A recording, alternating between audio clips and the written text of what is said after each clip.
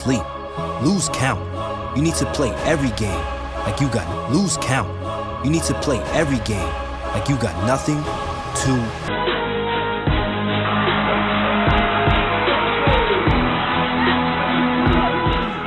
Welcome to Bronco Country on the eve of Halloween. What a matchup we have for you tonight. Two of the top teams in Class 5A on the LA. Revitalized the Central football program, win the state championship game last year, so they expect to get back. The expectations are through the roof, so it should be a fun matchup. Let's take a look at our keys to the game.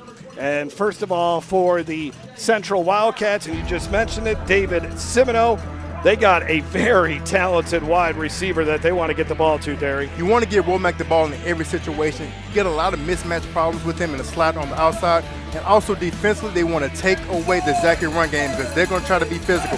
And for Zachary, you need to score touchdowns in the red zone. They've been struggling the past few games of converting and getting some points in that red zone. So tonight they have to do a better job and put a lot of pressure on Central quarterback so they don't get the ball to Womack.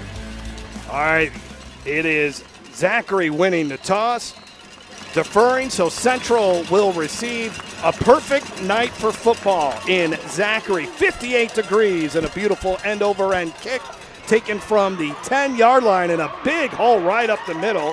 And a nice return to get things started here for the Central Wildcats. That was one of their talented defensive backs in Marvin Joseph. Both of these teams will play two quarterbacks. And for the Central Wildcats, they're coming off that 49-14 win over Liberty. Central offensively is averaging 38 points a game. They're a very balanced team, 198 yards through the air, 176 on the ground. Max Gassiot, who was at Alexandria Senior High a season ago, he's your starting quarterback, and you take a look at his numbers on the season. And he can run it a little bit as well. We'll also see Ja'Cory Platt in this football game as well. That's Womack in motion, and they're going to throw it over the middle, and it's a nice play on the first play from scrimmage. Brody Deal, his 30th catch of the season, and he now has 500 yards receiving and a good start for the Central Wildcats. Yeah, great job that time on the first play by Max Gassiot. A little RPO, was able to find Brody Deal in the slot and pick up a first down on the first play of the game. 1st and 10 at the 48 here is Central playing up-tempo offense on this opening drive and going to the air again and getting it to Deal.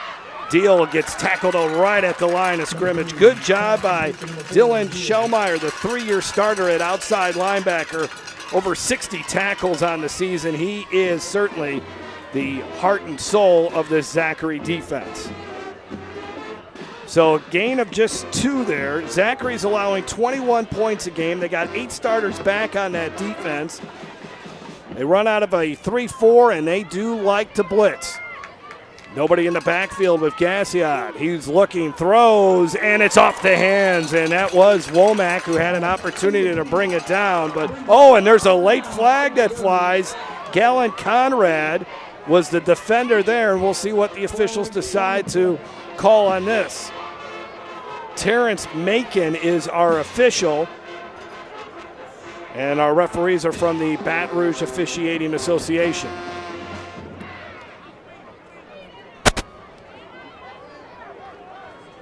They're in a foul house, illegal helmet contact. Number 2, defense, 15-yard penalty, result of a play, first down. So they're going to call targeting here, Derry, and that's a tough call going against Zachary's defense. Let's take a look at the starting lineups first for Central, and our starting lineups brought to you by the Louisiana Farm Bureau Federation, the voice of Louisiana agriculture. Shane Brown, Tristan Rose, Womack, Deal, Watson. Your offensive line, we'll get to that here in a second. This is Marcus Watson, who picks up about 3 or 4 yards. Your offensive line, Graham Harris, Caden Shows, Caleb LaBourgeois, Austin Adams, and then Landon Crockett. That's a look at your starting offensive line for Central. Harris, he's a senior. Shows, he's a junior. LaBourgeois, number 62, he's a junior as well. Austin Adams is a junior, and Crochet, number 59, is a junior. So just one senior on that offensive line. Another swing pass here, and it's open there for the Central Wildcats as they'll get it all the way inside the 15. Very well done there by Central, and that was a nice run after the catch by Shane Brown. This is a great drive of the Central offense. They're doing everything very meticulous. They're doing a lot of short routes, bubble screens. They try to go deep on their previous play to Keith and Womack. Right here, just a simple throw out the backfield to Shane Brown, able to catch the ball and get upfield. So right now they're executing at a high level, and if I'm Coach Semino, I'm extremely impressed with this first drive. 11 catches on the season now for Shane Brown, and Gassiot has been really good here. Gassiot feeling some pressure from the backside. Another swing pass. This is to Tristan Rose, and Rose is going to be stopped right at the 1-yard line. So getting everyone involved offensively on this opening drive for Central. And that time they do a little fly motion. So it's just like a run play, Jeff. You got the two receivers blocking. Tristan Rose able to catch the ball, get upfield, and finish with a tough physical run and gets his team down to the 1-yard line. How about the blocking downfield, too, by Keith and Womack? First and goal at the 1-yard line, and keeping it here and getting into the end zone is Gassiot, and that's how you start a football game. The Central Wildcats ready as soon as they came off the bus, and they score quickly here at Zachary. I mean, what a drive. If I'm Central, you came out and executed at a high level. Talking to David Semino before the game, he said it kind of been up and down. But tonight, for them to come out on the first drive like this and execute is extremely impressive. And Mike Gassiot finishes off with the quarterback run into the end zone. Looked like he bobbed it a little bit. Yep. May have been a fake play. I don't know, Jeff, but he did a great job and got around the edge and was able to get into the end zone. Outstanding drive by Max Gassiot in the Central offense. Now on the extra point here for Central. And as that it gets blocked. They block it, so they do not get the extra point, but Central has a 6-0 lead. We'll be back after this. So it's going to come down to this. Can they do it?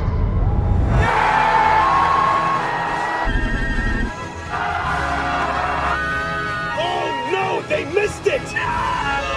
Wait a minute. There's a flag on the play!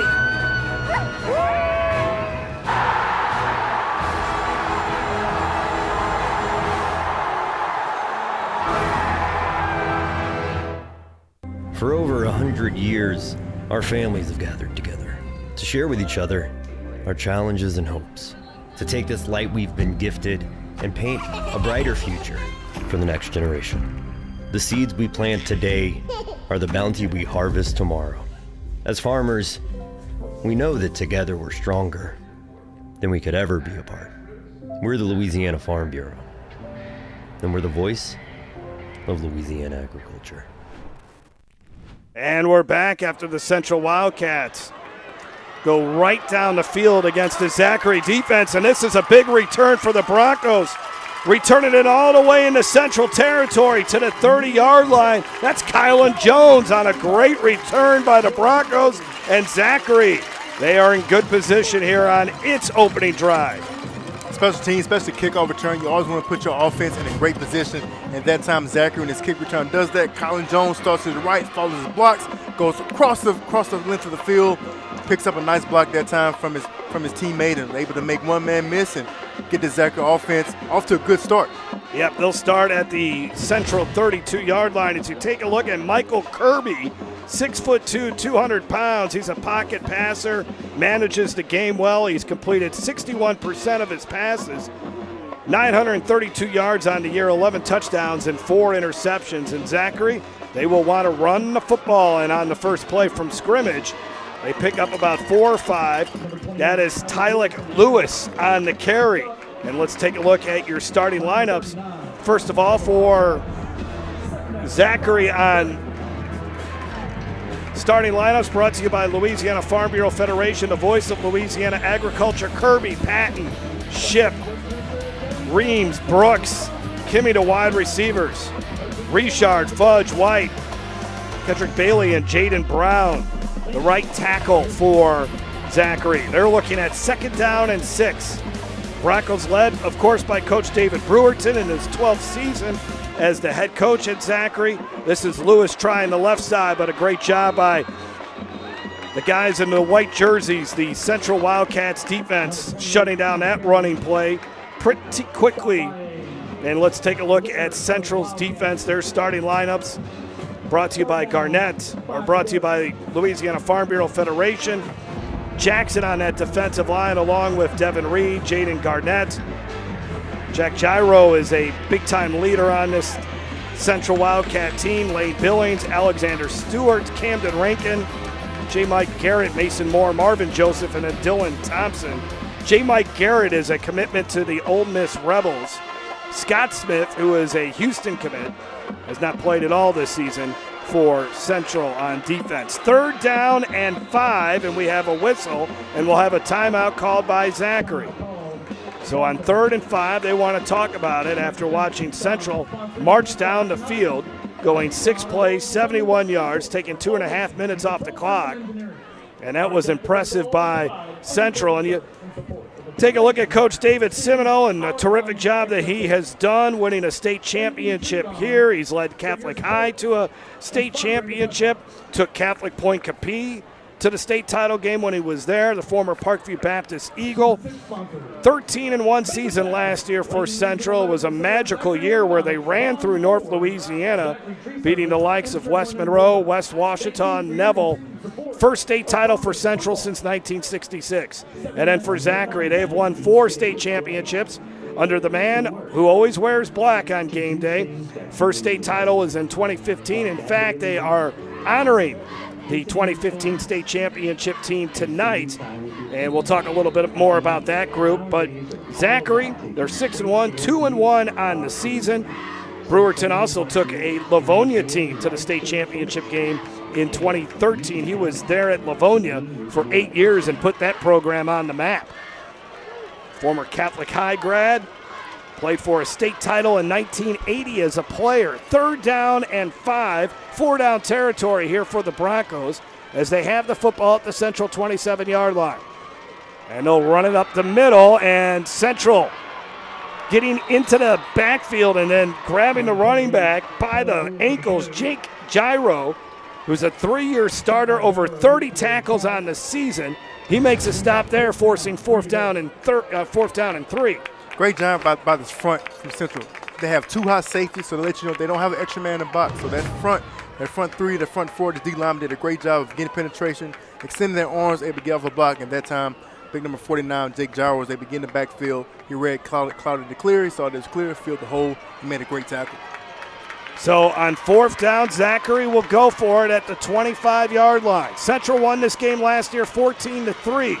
Quarterback power, and it's going to be a 1st down and more into the end zone. Touchdown! Touchdown Broncos. Michael Kirby, 25 yards. Well, that's how you respond if you're Zachary. Central had an outstanding drive offensively their first possession. Zachary comes back and responds with a quarterback run from Michael Kirby right up the gut of the Central defense. We had the simple quarterback power at that time. Big shout out to number 70 from Zachary, the lead blocker, the pull, Cole Fudge, and at that time Kirby was able to follow him right up the middle and get into the end zone. Obviously, they had great field position, but that's how you will respond, because it seems like tonight that Central offense is going to have some continuity with it. It looks like they're going to be in a rhythm to respond that quickly. Shows a lot of maturity from the Zachary football team.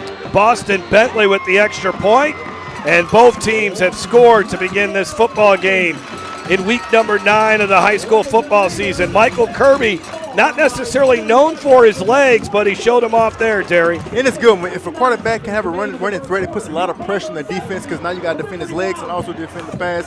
At that time, he was able to follow again. Cole Fudge around that power with the pulling guard, able to get up the middle, and great shot that time. Michael Kirby getting in the end zone, should be a happy camper after that touchdown. Zachary averaging 39 points a game, coming off a 44-8 win over Woodlawn. 2 weeks ago, they lost their first game of the season, a homecoming night loss to Liberty. They gave up 52 points in that game, and both of these defenses have been burned by giving up 50 burgers on the season. In Central's 2 losses, they lost to Catholic High 57-28, and then in week 5, they fell to Lafayette Christian 55-48 after falling behind 21-0. So both teams off to a fast start in this one. Bentley has it teed up. It's been an outstanding kicker for Zachary. made a 41-yard field goal earlier this season against Karen Crow. And this will be returned again from the 6, Marvin Joseph. And there's only one guy there to stop him, and he's not going to be able to do it. Joseph at the 10 makes a move. He's into the end zone. Touchdown! Touchdown, Wildcats! Wow, Marvin Joseph with an exciting return, and we go back and forth in this one. Jeff, I'm not just blowing smoke. Me and you have covered a lot of football games over the past 3 years. Marvin Joseph is probably one of the best football players that we've seen. He does it at the running back position. He does it at the safety position. Oh, also you need to return kicks. He can do that also. He turned on the afterburners, followed his blocks, and was able to get a touchdown on special teams. That does a spark for this team. And Marvin Joseph is the man of the hour. Only a junior, so teams have to contend with him for a whole nother year. Wow, Marvin Joseph, an exciting play there. And he had a nice return on the opening kickoff of the game. That time he goes 94 yards, and now Central will go for 2 to try to get back on track when it comes to scoring.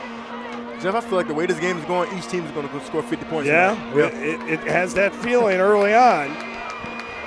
As both of these teams are dangerous offensively, and now we have whistles. And a lot of times you see this after a big play on special teams, and the offense maybe not, everybody's celebrating, everybody's high-fiving, hugging, and then you forget, oh, we were going for 2, and there's a lot of confusion there at times, and Central has to burn a timeout. Let's send it down to the third member of our broadcast crew. That's Steve Schneider. Steve? Guys, right on cue. David Brewerton said his concern about Central is their big play capability. Well, you just saw what he was concerned about on his side. Central concerned about Zachary, moving people around in the box, a lot of blitzing. Not only are they planning to play 2 quarterbacks, they're planning to play 2 centers. So when you think play caller, you're thinking the quarterback, but he's got to let the center know so he can call the assignments along the line. And Austin Adams, number 52, he's listed 57 tonight, but I know it's 52 from a previous roster.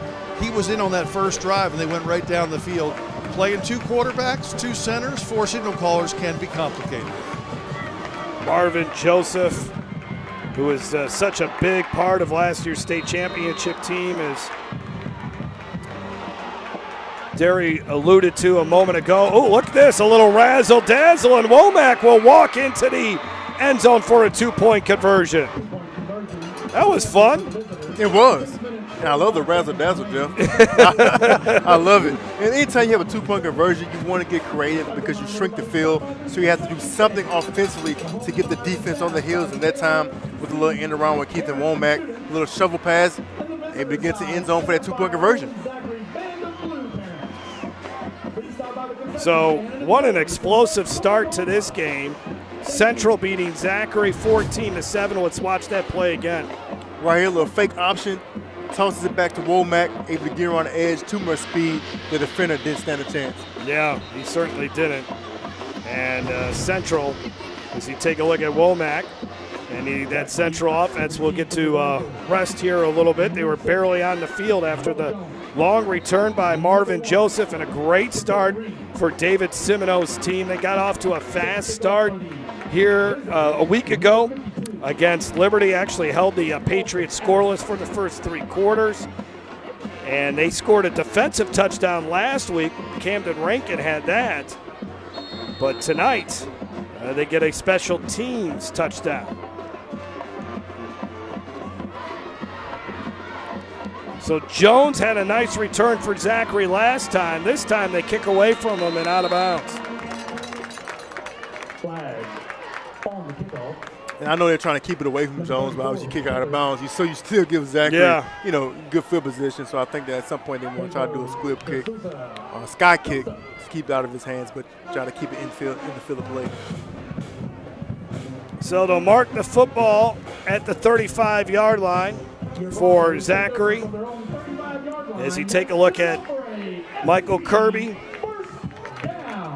Kirby, a transfer, played JV ball at Zachary, but he was from Silliman High School. First-year starter, 6'2", 200 pounds, good arm, smart kid, fits into the system well. And he's done a nice job leading this Zachary offense this year. He's got these two talented running backs in Jeremy Patton and Tylik Lewis. Patton, 828 yards rushing. He'll go to the air here. Double coverage. It hangs up there forever, and it's incomplete. Trying to get the ball to Christian Brooks, who is finally back. The Raging Cajuns commitment got banged up earlier this season, and David Brewerton says he is finally 100%, and they were looking for a big game out of him. They're going to need some big games out of him as they make their way through the postseason. That time it's still a matchup that they won on the edge with Dylan Thompson, but ball a little underthrow, but great play at time with Dylan Thompson tracking the football and shooting off the wide receiver. So Patton is going to be on the right hip of Michael Kirby, and Patton's going to get the carry, but a good job by Central's defense. Mason Moore was the first guy there, a junior defensive back who's got 21 tackles on the season, and now it's 3rd down and 7 here for Central, or for Zachary.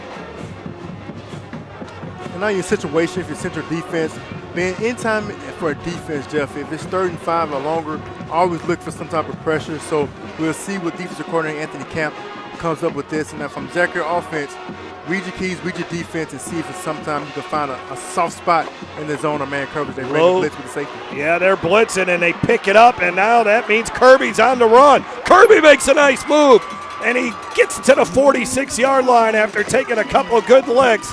Another big play by Kirby using his legs.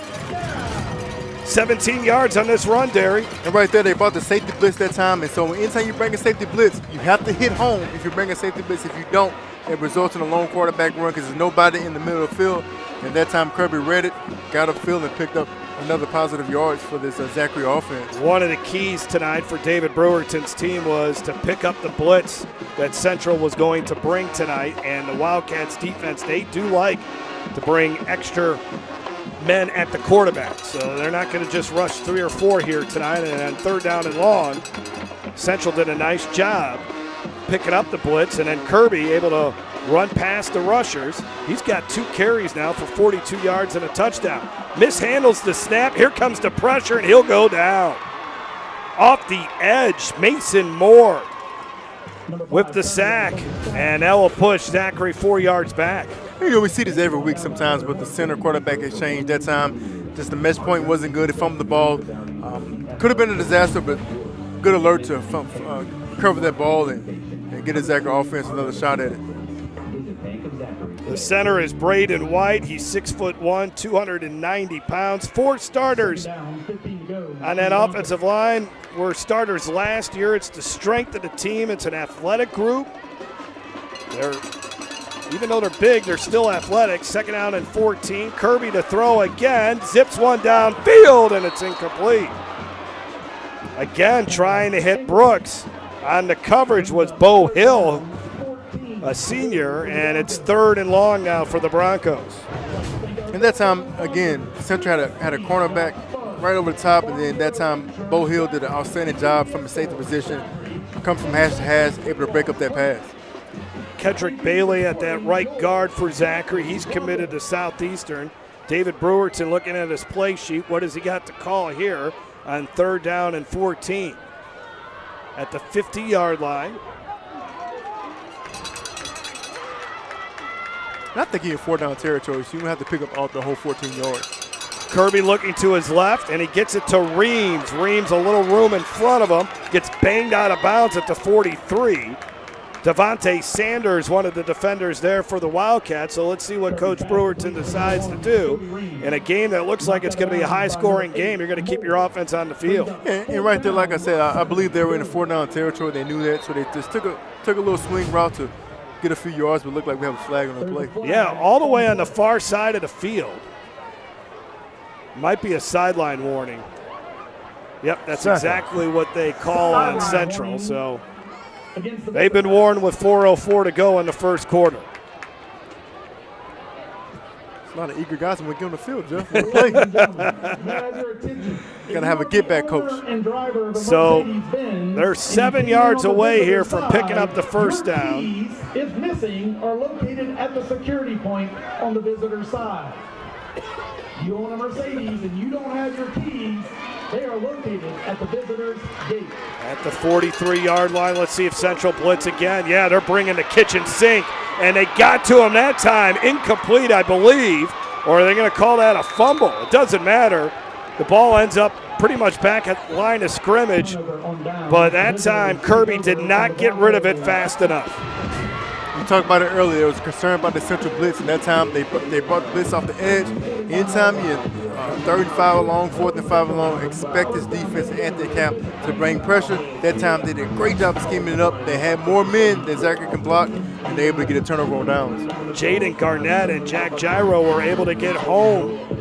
And now this Central offense, which scored on its opening drive, and then were boosted by a kickoff return for a touchdown, will take over from its own 46-yard line.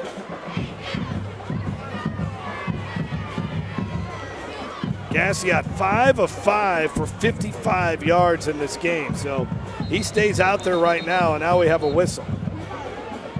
Flag on the play.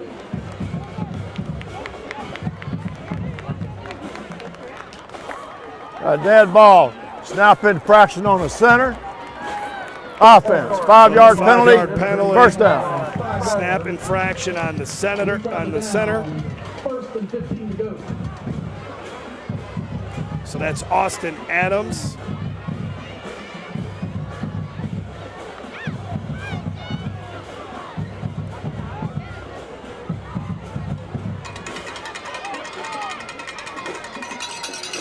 Turn around, they run the football here. A lot of running room again for Shane Brown. Zachary, though, did a good job in closing in on the ball carrier. Isaiah Stokes, who's a really good defender for the Zachary defense, was in on the stop. Great job that time by Isaiah Stokes setting the edge. But if I'm Shane Brown, a little bit too much hesitation when you got the ball. You want to get the ball, make a decision, get downhill. I think he's a little indecisive in that play and allowed that Zachary defense to run to the football. Zachary Hogan, another defender there for the Broncos, who's been a starter all season long. 2nd down and 12 at the 44. In an exciting first quarter. Womack in motion. Always got to watch what's going on with him. They set up the screen over the middle, and they misconnect with Brown. It was well defended, though, by Central. Dylan Shellmeyer really reads this well, Terry. They did a great job. Obviously, Womack was the decoy that tried to do the slip screen that time to Shane Brown. But like you said, this defense sniffed it out and did a great job. So Gassiot, 3rd and long. Leading receiver on this team is Brody Deal. Right behind him is Keaton Womack. Zachary just rushes 3. And on the run is Gassiot, but he's not going to get the first down. A couple of Zachary defenders converged on him, but this is 4th down and 3. The analytics may tell you to go for it on this play after the 9-yard run by Gassiot. Yeah, great job at picking up positive yards, but looks like they're going to punt the ball and try to play it safe. So they will punt the football. Got to watch the fake in a situation like this. Brody Deal is ready to punt it. A low punt. It bounces in Central's favor, rolling dead inside the 10 to the 8-yard line. 39-yard punt. So Central elects to pin Zachary deep in its own territory, and we'll see Michael Kirby again. Eventually in this football game, David Brewerton's going to want to put the sophomore QB out there as well, and Willie Johnson, who threw a touchdown pass in last week's win over Woodlawn. They're really excited about the future of Willie Johnson, but they also like what Michael Kirby brings to the team as well. Michael Kirby is a good-looking kid, like I said, 6'2", 200 pounds, does a great job running the football, extremely physical runner, and does a great job of managing the game. If I'm Zachary on this drive, I'd like to see more quarterback run from Michael Kirby. Look like he had some success 2 drives ago. And now they run the football, and they pick up a few yards. And they get about 4 on the play. That was Tyler Lewis who ran it. And it'll be 2nd down and 6.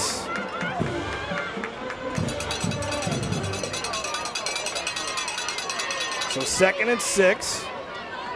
But for Zachary offensively, it's all about what they can do on the ground. They really want to get the run game going, have it start from there.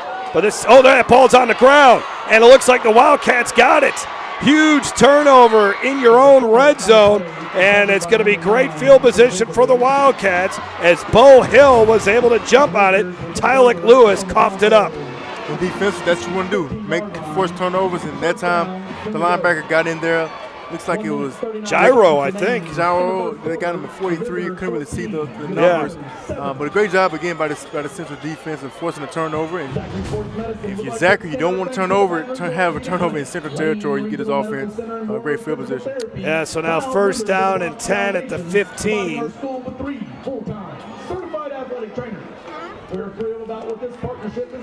And they are inside the red zone here.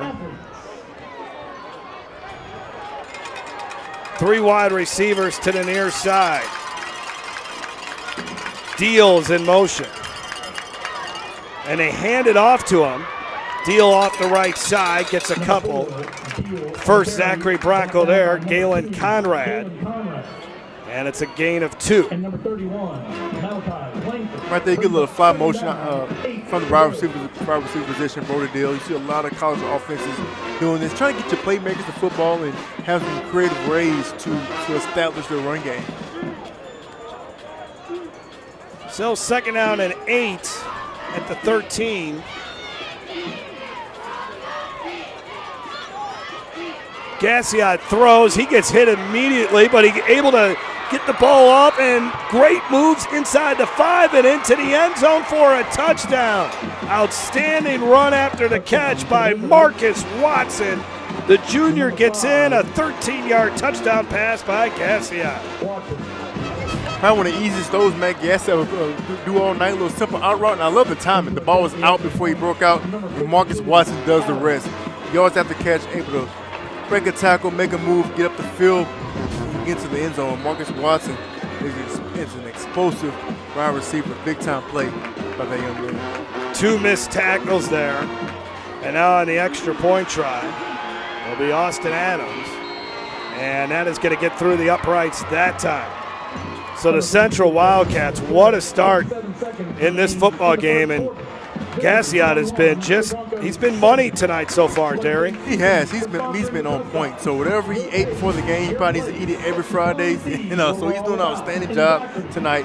He's on point. He's getting everybody involved. He's making the right decisions. And on that last touchdown pass, the timing of that route. Anytime I see a high school quarterback release the ball before the guy comes out of his break, that lets me know they have a great timing perspective. They did a lot of practice time, and Marcus Watson did the rest. Was able to get into the end zone. Gassiot 5 of 6 for 68 yards, and now a touchdown. And for Zachary, I'm going to have to try to do something differently right now because Central is just firing on all cylinders. David Semino remarked about after the game against Liberty last week that he thought that was the cleanest performance his team had all season long, other than Liberty scoring a couple of touchdowns in the 4th quarter. But they picked up right where they left off last week, beating a good Patriots team. So let's see how they handle the kickoff this time.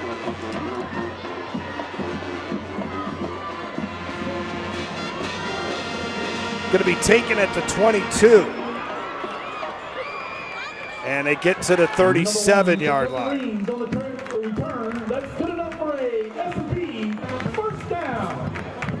So the 1st down at the 37. And now Zachary, well, you're almost in until you're deep. I mean, their defense did come up with 1 stop, but you cannot afford to not score here. and then give Central the ball back up by 2 possessions. This is an important drive for Zachary. You're down 2 scores. You don't want to go down 4 scores just because of the fact that you really can't throw the football effectively as an offense. So if you get behind, you're gonna have to ask Kirby to get you back into the football game, throwing the football. It's something they don't do. They love to run the football, so they have to get some points on this drive, Jeff. So at the 38-yard line, a low snap. Get rid of the football. The pass is too high. That's been several low snaps in this football game tonight. And Kirby's had to bend down to go get him at his shoelaces, and that kind of threw off the timing of that play. It did. Anytime you get a bad snap, it kind of messes up the whole offense. Sometimes it works in your favor because it may get defenders off that track, but that time, the timing of that route just wasn't crisp because of the snap. So Patton, a running back, Kirby, your quarterback. And here comes the pressure. He throws one downfield, and they cannot connect on that deep pass. They're trying to get the ball to Brooks. Well defended that time by Sanders, and it's 3rd and 10 here for the Broncos. I like what they're trying to do. They see the one-on-one matchup. They see that Brooks is on the island, but at that time, Devontae Sanders does a great job of blanking him. Basically ran the route for him, and again, I see the matchup, but these cornerbacks of Central are doing an outstanding job. So now from the 38-yard line, as Zachary, 1 of 3 on 3rd down.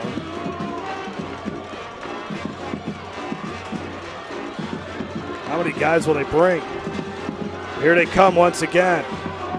And that pass is incomplete. Great coverage. Not only are they bringing the pressure, but the DBs are blanketing these Zachary wide receivers.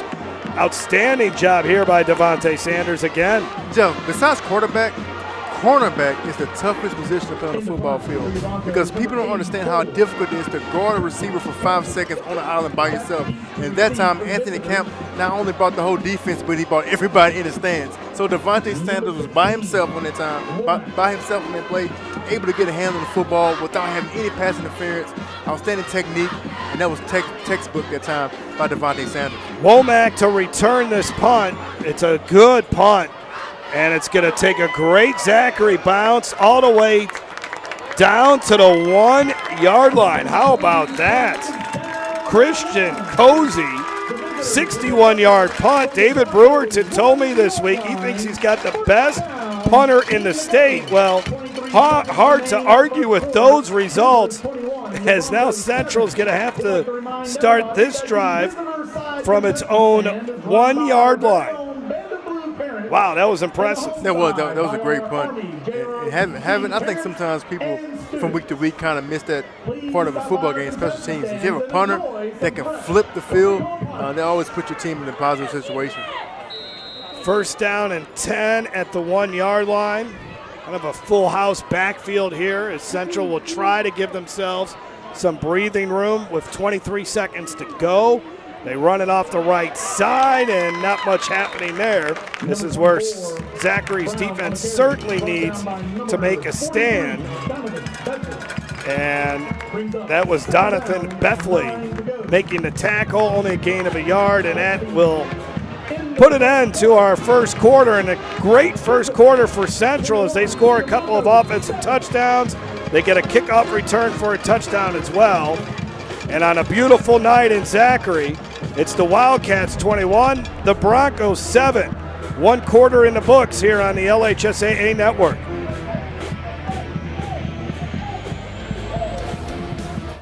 Protect what matters most to you and find out the many ways you can benefit.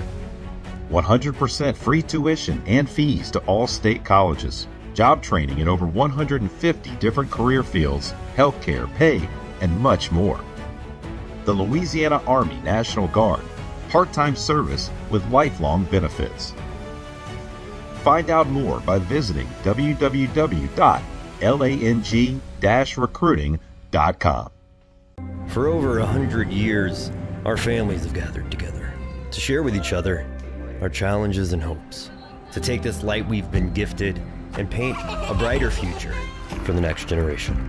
The seeds we plant today are the bounty we harvest tomorrow. As farmers, we know that together we're stronger than we could ever be apart. We're the Louisiana Farm Bureau, and we're the voice of Louisiana agriculture. Well, great night tonight. What a shot there of Zachary as the sun is setting. I'll say it here sooner or later. Jeff Palermo, Derry Beckwith, and Steve Schneider down on the sidelines. And Central 3 touchdowns in the opening quarter here tonight.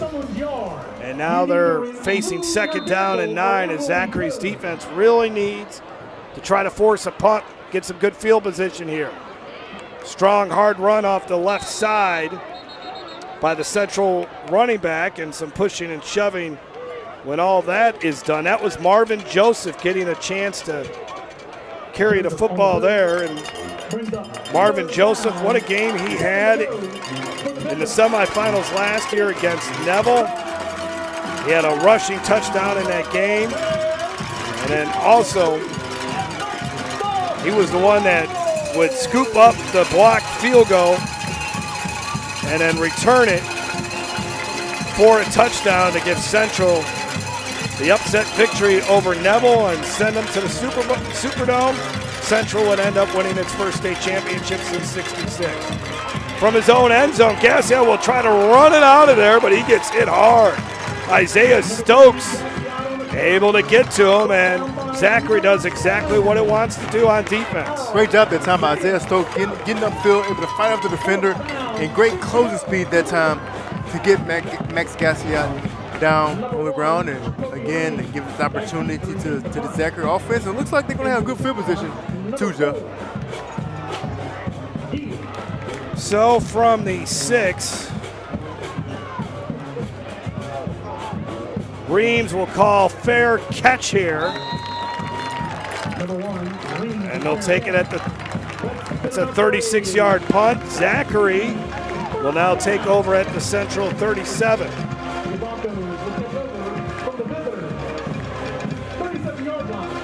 So it looks like they're still going with Michael Kirby. I know it's a 2-quarterback system. At some point, we'll see Willie Johnson tonight. But I'm curious if possibly Zachary can't get any points on this board. Get some points on this drive where they eventually try to go to Willie Johnson to give him a spot. Yeah, for sure. At the 38-yard line here, in motion, Reams. And a good run by Patton. Patton taken down to the turf by Camden Rankin. Rankin had a big play last week, 50-yard interception return for a touchdown in the win over Liberty. So 2nd down and 7. Central last year in the state championship game got off to such a terrific start. Ruston never knew what hit them. Bearcats ended up getting shut out 42-0 on their 3rd straight trip to the state championship game. Great run there. Refusing to go down is Patton. And it's going to be 3rd down and 1. Right here for Patton at time. Central, he also gets some good penetration right there in the backfield, but Patton, a good tough physical running, keeps his shoulders grabbed, and keeps those feet turning. So a 6-yard run to the 29. Erica Sterling and Sean Howell. Your vehicles are parked in someone's front yard, and you are subject to be towed if you do not move your vehicle. And a nice seam opens up here for Patton, and he gets dragged down at the 17-yard line. 1st down for the Broncos. Lane Billings made the tackle. 13-yard run on the run by Patton. You see on this drive, Zachary's going back to being physical. Big hold on the left side of the offensive lineman. Jeremy Patton did a great job using vision, cutting back, and getting upfield. So Zachary now has made its way into the red zone. Patton, the running back still. Kirby will hand it to Patton. Good job by the offensive line, pushing that Central defense back. Get up to about the 10-yard line. So a 6-yard run there.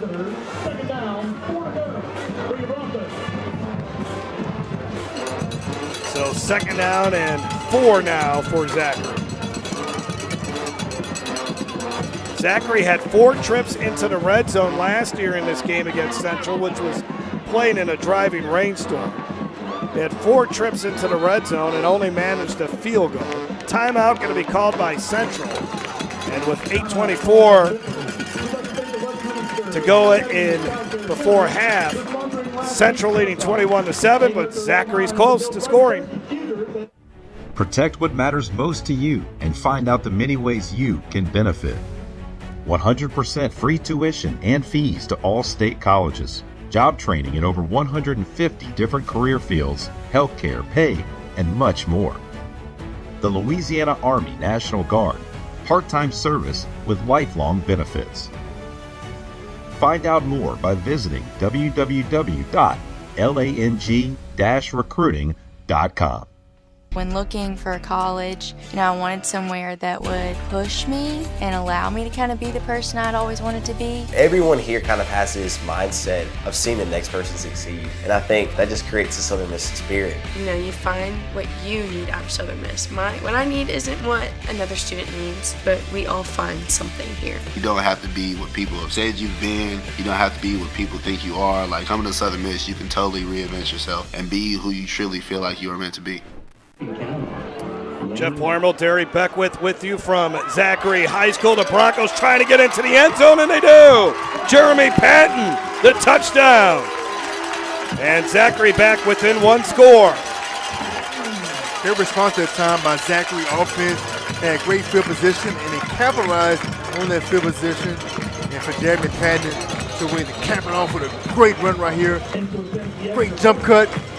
Gets upfield, good tough running, and gets in the end zone for number 27, the junior running back, Jeremy Patton. Patton's 7th touchdown of the season. That was all set up by the huge punt by Christian Cozy, pinning Central back to its 1-yard line. Wildcats could not pick up a first down, and they got great field position after Central punted it, and Zachary goes 6 plays, 40 yards for the touchdown. There is an injured Wildcat in the end zone, so stoppage at play there is Jeremy Patton and Tylik Lewis. Thunder and lightning combination in the backfield. And for Patton, he's 170 pounds, but just has great vision, as you alluded to, Derry. And he's played very well this season. The injured Wildcat, Dylan Thompson, good to see that he's able to walk off the field on his own power. And now out for the extra point, it is Boston Bentley.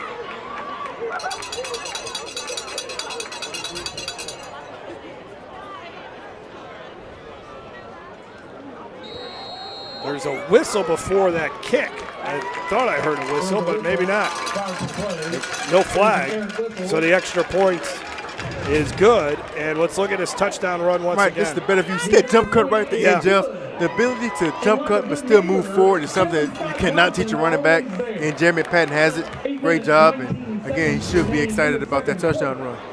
For the 2nd year running, the LHSAA Network brings you a 1-hour football highlight show that covers the entire state of Louisiana, from Bossier to the Bayou.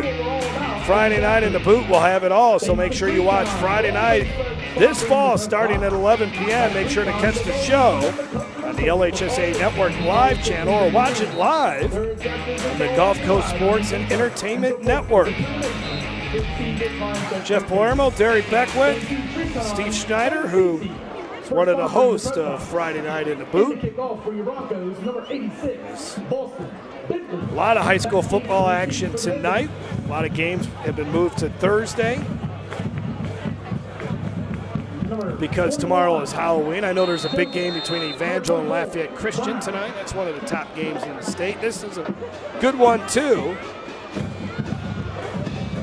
And the boot to the 17. And a good job that time by Zachary's kickoff coverage team. No chance of a return. Good hang time on that kick, Terry. It is. Did a good job of the sky kick that time. Didn't give that time Central a lot of room to return the football.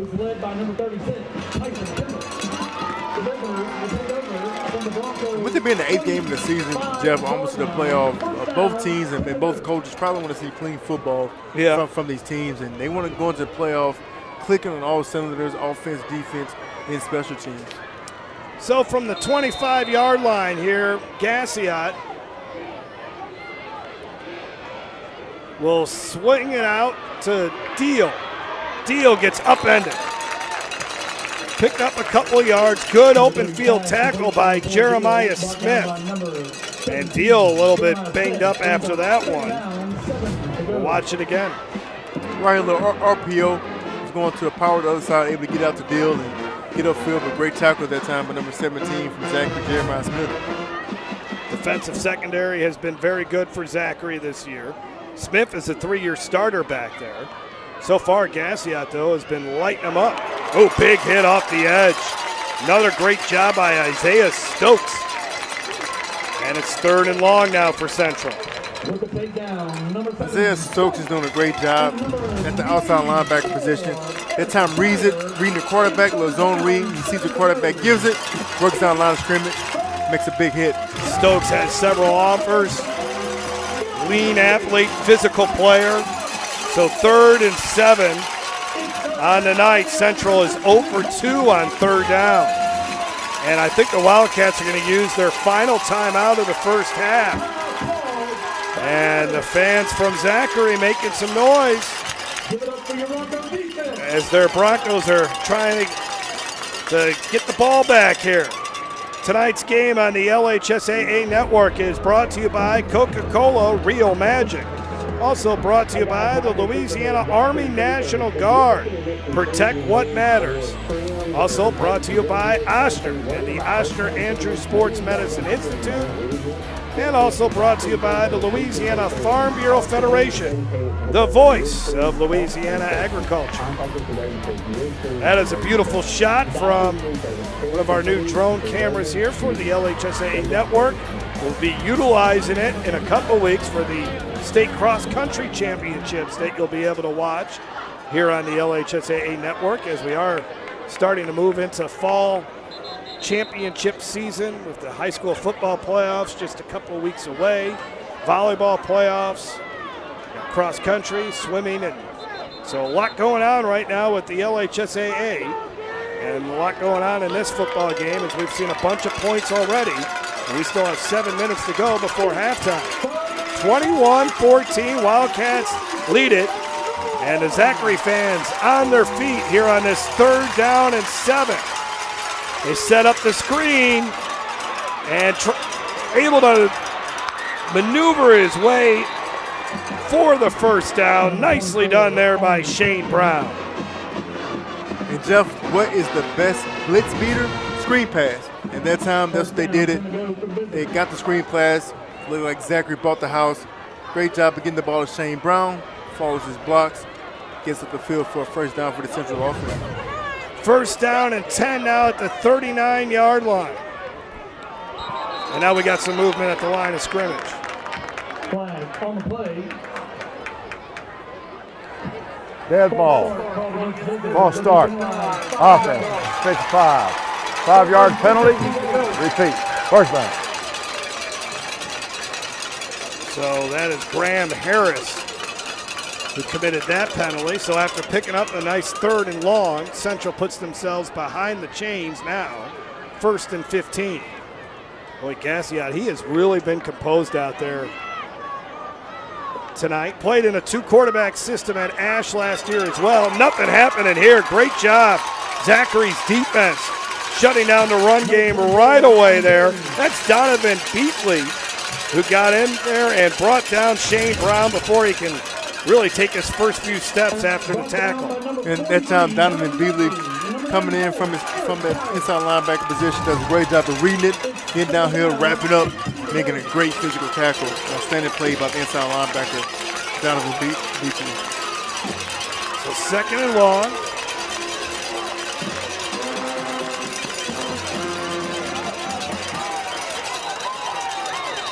And more flags here. Central having more issues.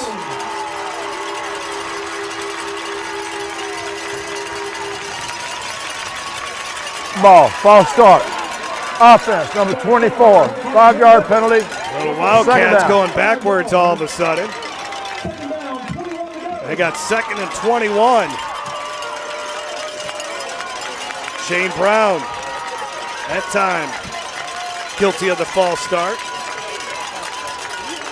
Another screen coming up here, Derry. Well, you want to do something, the quarterback draw, a little simple bubble screen, something to give yourself a chance on third down. Little curl route, but it's defended well by Stokes. And then a herd of Broncos come in to help out. And it's 3rd and long now. Only a gain of about 4 or 5.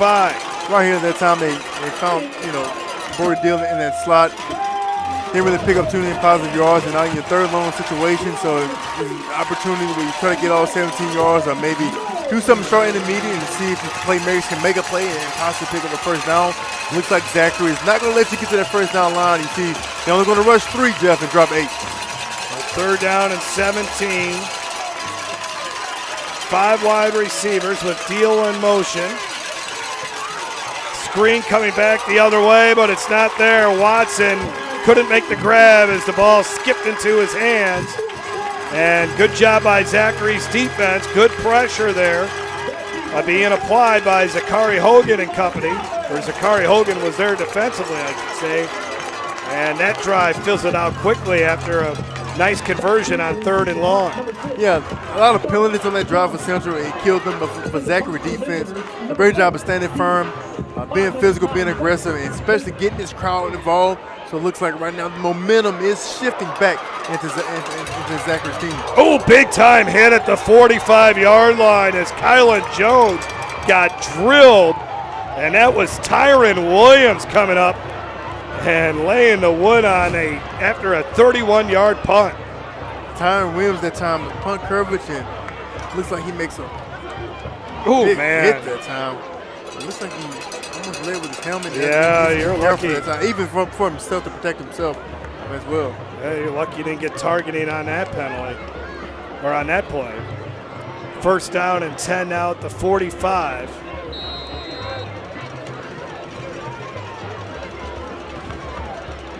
And this play is all discombobulated. Somehow Zachary's going to get the football back. Fumble on the play, recovered by the Broncos. Tyler Lewis will get it, a loss of 4. But man, oh man, they've been having a lot of issues between the snap and the quarterback. And this is week 9, Derry. These things should be cleaned up by now. Yeah, that's something that Coach Brewerton is not going to like. I know he's going to address it very sternly at halftime. But it looks like the ball may have hit the man in motion, so the timing was a little bit off that time. So at the 41-yard line, Kirby will get the football, and a nice pickup here as they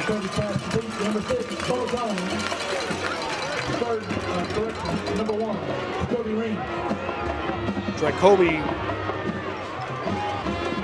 was Kylan Jones, you see there. 10-yard. Coming up at halftime, we'll have a Turlings Catholic feature. That'll be the Yearview, Louisiana Game of the Week tomorrow. Turlings and STM in a battle between those two. And then we'll also show you the pick 6, the biggest moments from week 8 of the high school football season. Good run. 1st down there by Tyler Lewis. Good job that time by Tyler Lewis. Central was able to get pressure in the backfield, but he's able to break a tackle, elude the defender, and pick up a 1st down for the Zachary offense. And historically, Jeff, Zachary has never been short of running backs. They always seem to keep a running back in the backfield, 1 or 2 that can really wreck a defensive game plan. And these two, Patton and Lewis, they have split carries this season. Lewis is the bigger one at 210 pounds. Going deep again. Kirby, incomplete. And there's going to be a flag.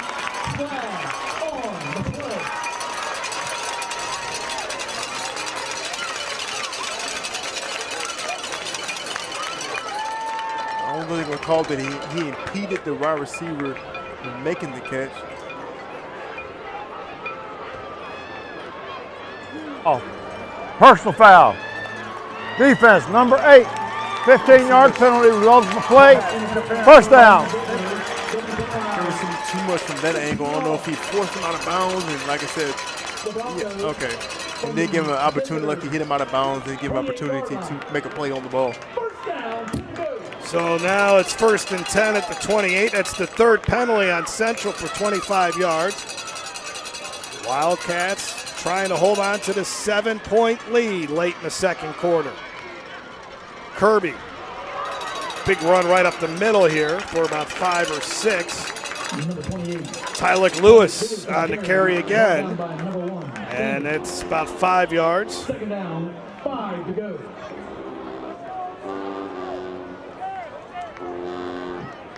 I'd like to thank our first halftime sponsor, Zachary using that big offensive line.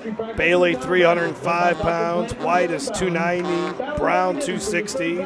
Fudge, 280. And then Richard, 275. Leaning on this Central defense. That's a big-time hit in the middle of the field. Shutting down the quarterback run. Lane Billings was there. And that'll be 3rd down and 5 as Kirby was stopped right at the line of scrimmage. Great penetration that time by Lane Billings, getting the backfield, making a great stop to try to stop the bleeding a little bit for the Central defense, because right now Zachary's kind of having their way offensively, especially running the football. 3rd down and 5. Zachary is 3 of 6 on 3rd downs.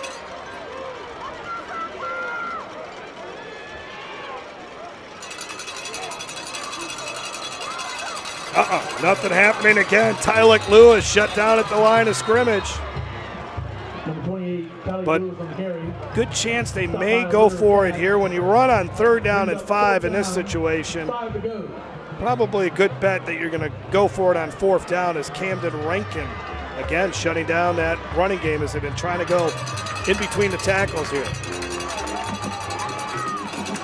I like to see if they can get Michael Kirby on the edge. We always talk about rolling him out and give him an option to either run or pass the football. So far, Ethan Kimmy's been pretty quiet tonight. Number 9, he's at the bottom of your screen. Zachary is 1 for 2 on 4th down. Got only 1 second on the play clock, and did they get the timeout? They did. So 68 seconds to go in this first half. Broncos got a big 4th down coming up here on the LHSAA Network. At Breck Golf, our courses are your courses. A place for family and friends to come together, to enjoy the great outdoors, to work on your swing, or get in the game. It's all just minutes away. With convenient locations around the parish and online tee time bookings, it's easy to find your next hole-in-one with Breck Golf. If you want to break the rock, you need to make yourself indestructible.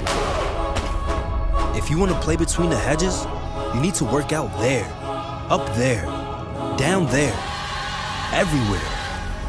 If you want to reach the win bar, you need to lose sleep, lose count. You need to play every game like you got nothing to lose.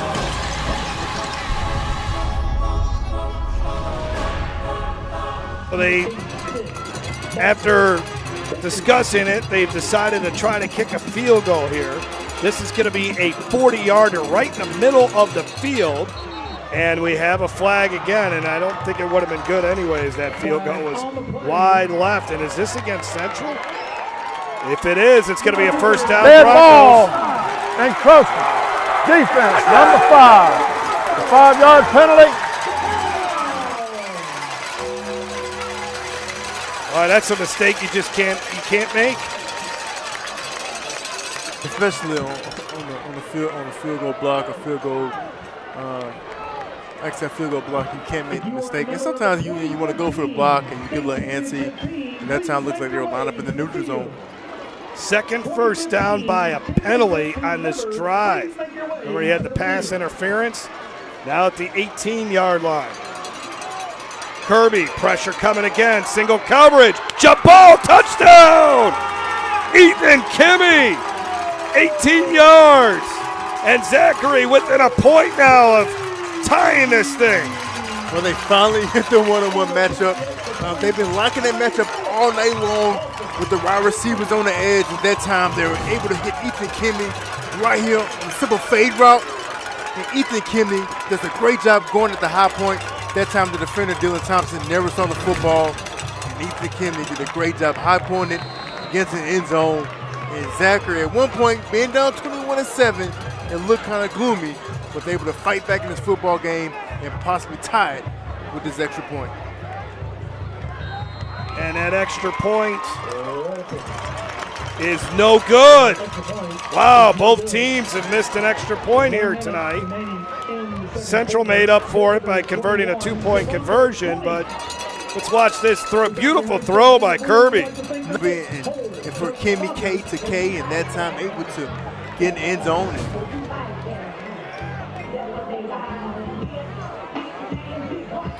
So Zachary now within a point. Central does not have any timeouts left.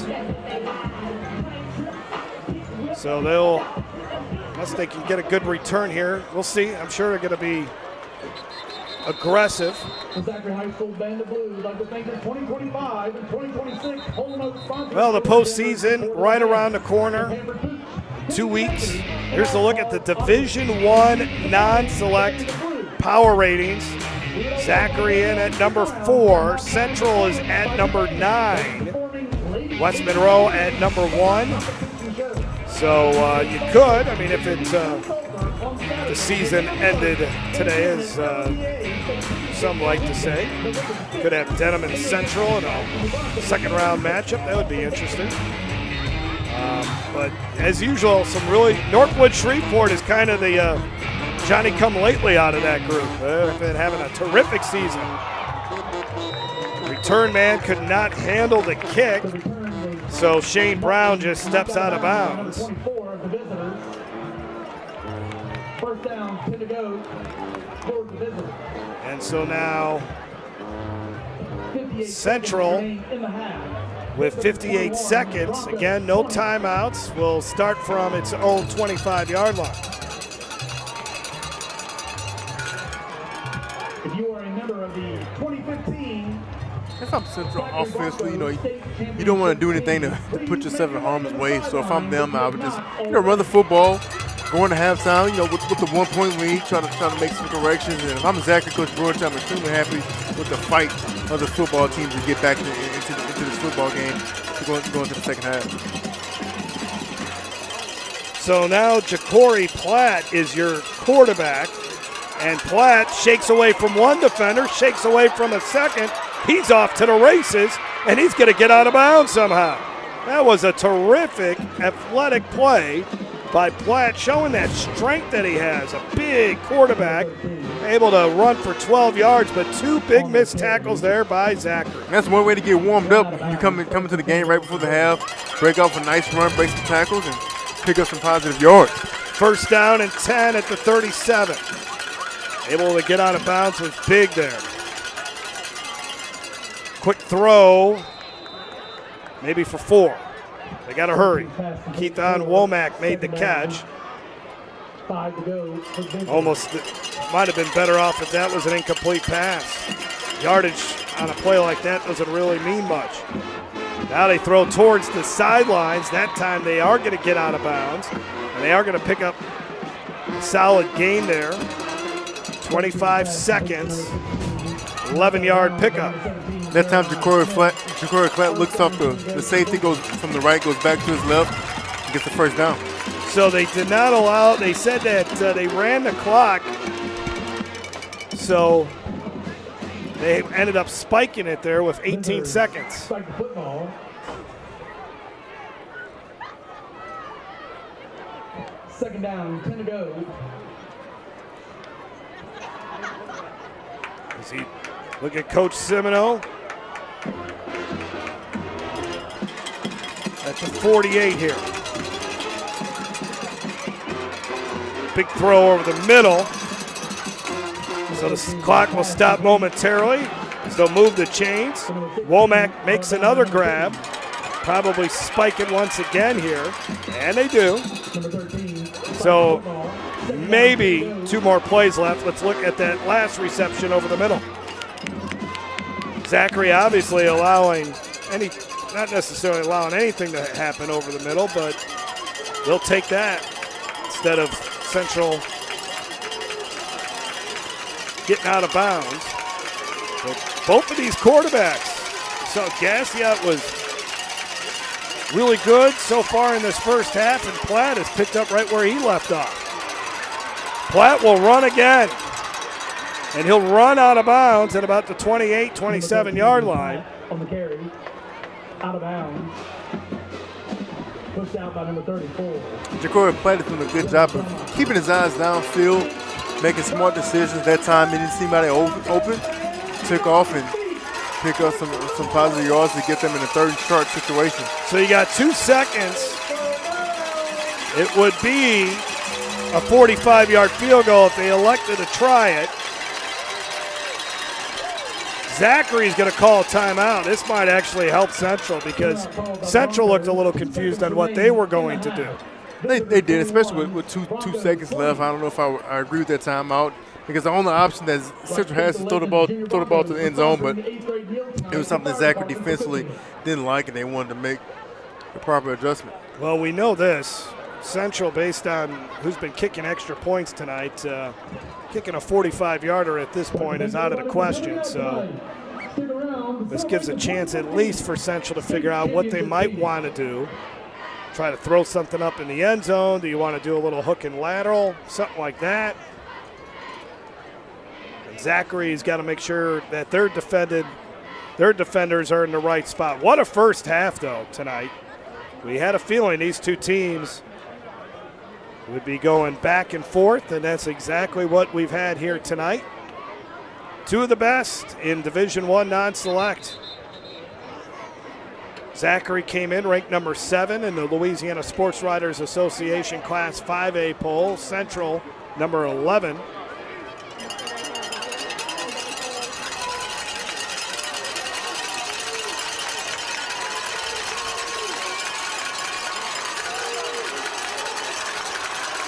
So Platt with Rose to the right of him.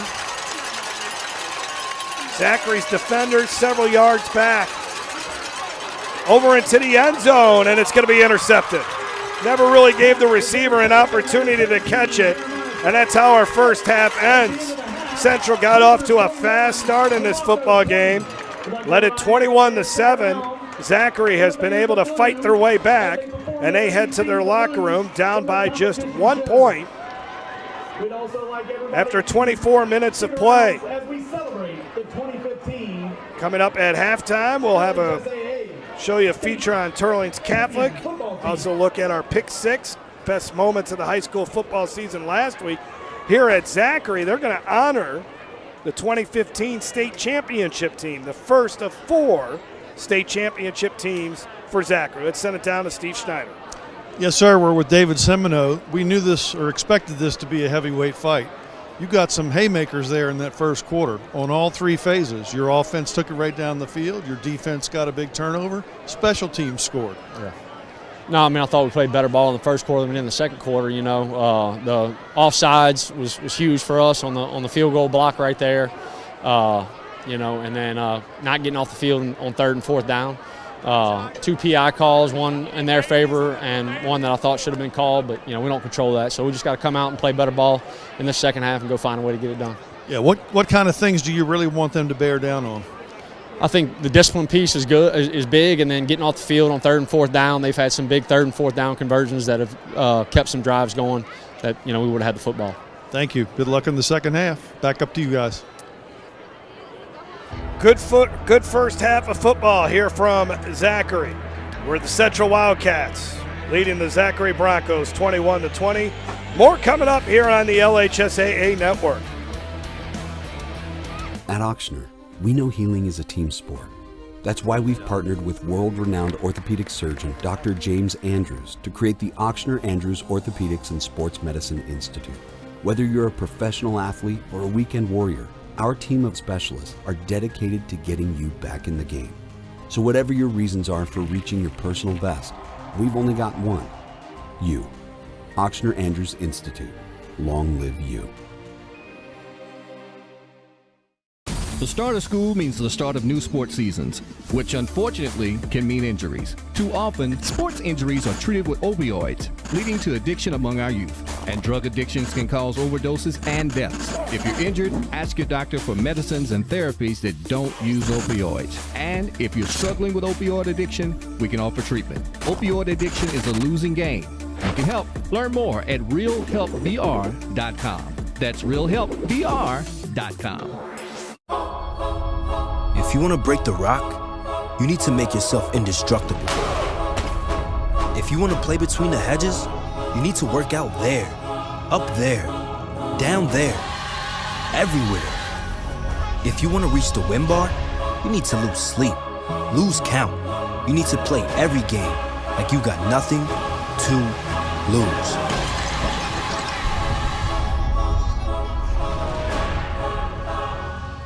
For over 100 years, our families have gathered together to share with each other our challenges and hopes, to take this light we've been gifted and paint a brighter future for the next generation. The seeds we plant today are the bounty we harvest tomorrow. As farmers, we know that together we're stronger than we could ever be apart. We're the Louisiana Farm Bureau, and we're the voice of Louisiana agriculture.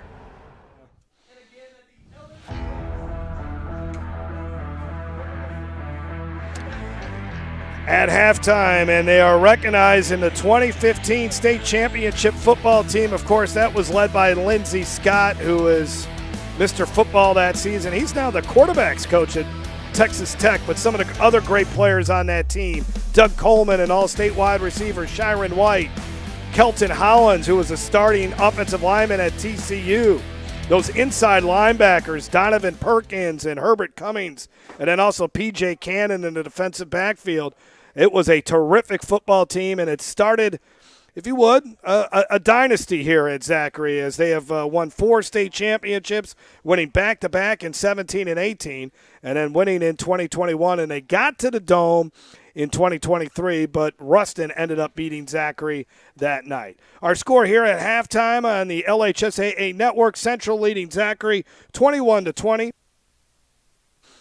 And coming up now is a package on the Turlings Catholic Rebels, who we'll see tomorrow on the Yearview game of the week. And they'll be taking on St. Thomas More. So a big game for Turlings. And so far this season, it's been a great year for Mike Corville, and that Turlings Catholic Rebels team, as they are undefeated going into this matchup.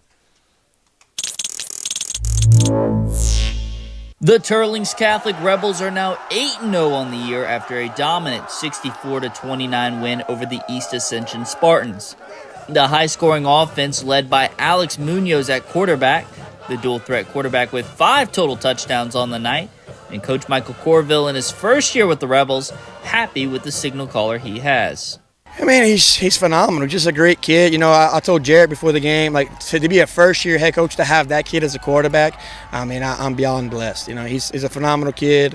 You know, some college out there is going to be really happy that they gave a chance on him, as well as a lot of our kids. You know, we're not a really highly recruited school, and it's a shame because, you know, our kids might not have the exact measurables that you would want, but they got things that you can't teach, and they got heart, and they got grit, and it's kind of on display tonight. Yes, sir. Just once again playing our game, being physical up front, and being able to establish the run early.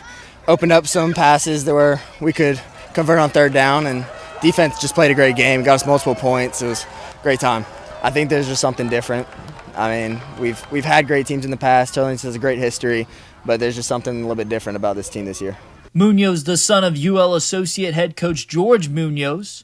George was instrumental in developing quarterback Joe Burrow at LSU. Now his son Alex is tearing it up during his senior season at Turlings. I mean, every night we're just watching film together. He's helping me just take it to a next step. I mean, coaches, you see him at school, but when you're allowed to do that at home and be able to get good information, it's a game changer.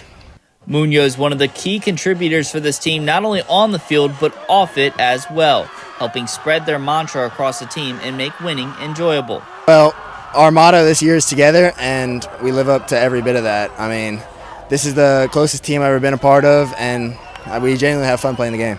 obviously the winning is fun and that helps, but we just enjoy practice. We enjoy getting to work. We enjoy being with each other, and our mantra is together. And I don't think that that word could be any more perfect for what we got going on. We're a tight-knit unit. We're a tight-knit coaching staff, and the kids know we love them and care about them, and I think it just pays dividends. I think it also just works with us. I mean, we have this thing called a leadership council. It's a bunch of seniors, a couple leaders throughout the underclassmen, and we meet. We talk about what we need to get done for the week and all of that, and it really sets the standard for what we're going to do every week. Munoz is not the only one on this team with a dad that has worked in football, though. Coach Corville worked under his dad, Tony Corville, at Karen Crow before taking the job at his alma mater, Turlings.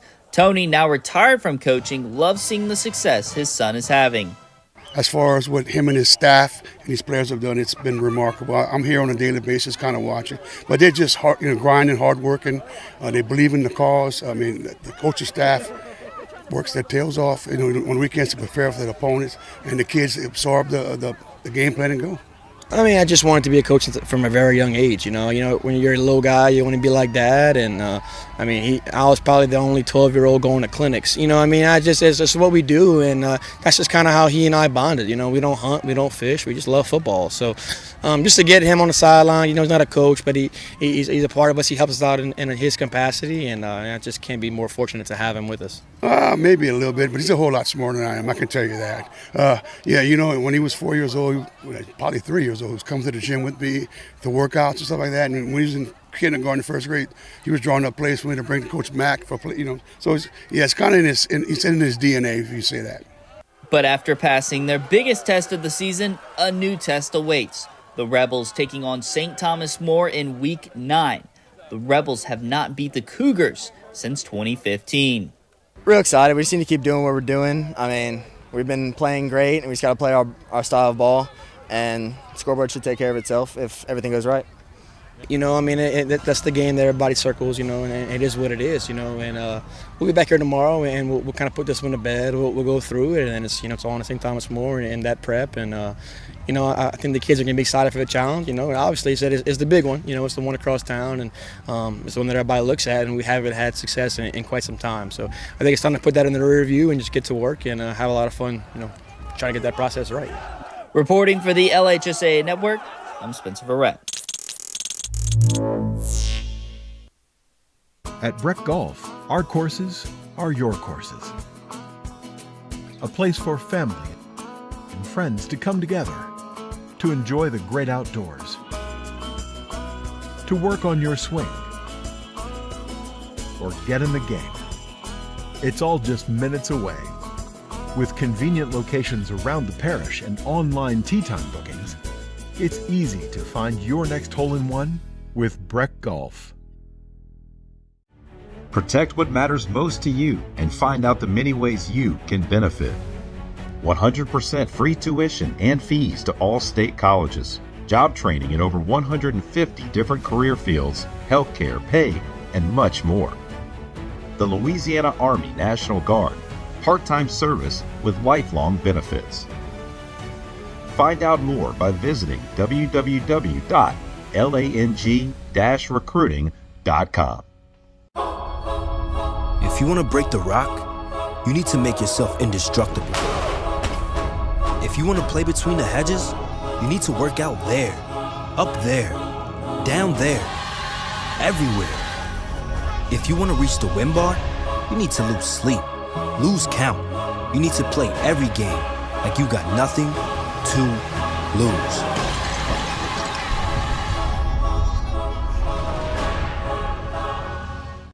The LHSAA Network TV app features a 24/7 live channel as well as on-demand content with all the high school sports you want, and it's totally free.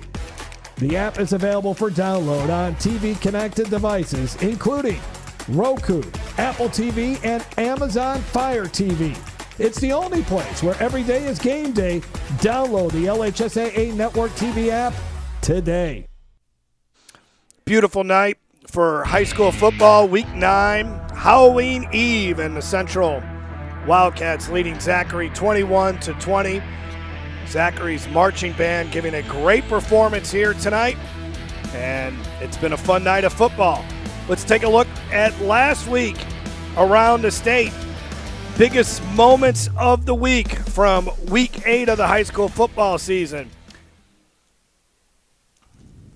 This week's Pick 6 will feature some dynamic duos, but Pick 1 is a total team effort Alexandria Senior High put together, rallying from a 21-3 deficit at Ruston to knock off the number 2, scoring the Bearcats 42-7 the rest of the way. Ash quarterback Carson Sellers, instrumental in taking his Trojans down the field time and again, firing TD passes when necessary. That's 2 straight before settling for a 51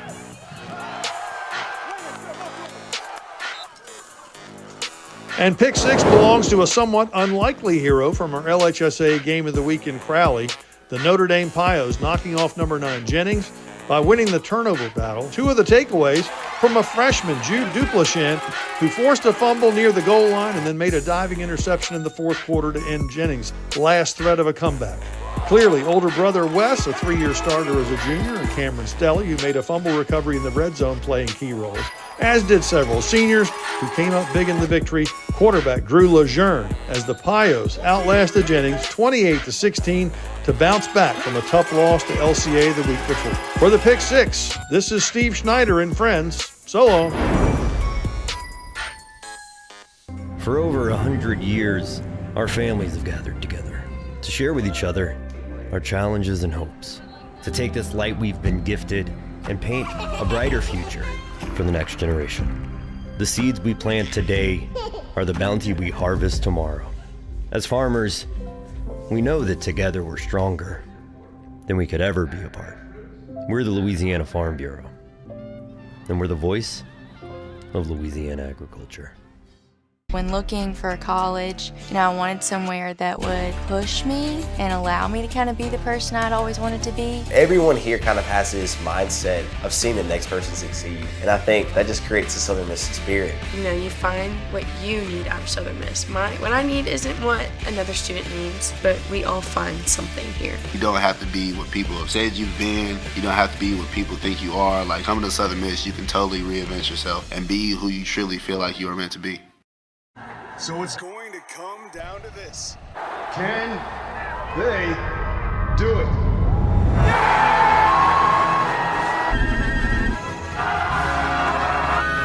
Oh no, they missed it! Wait a minute. There's a flag on the play!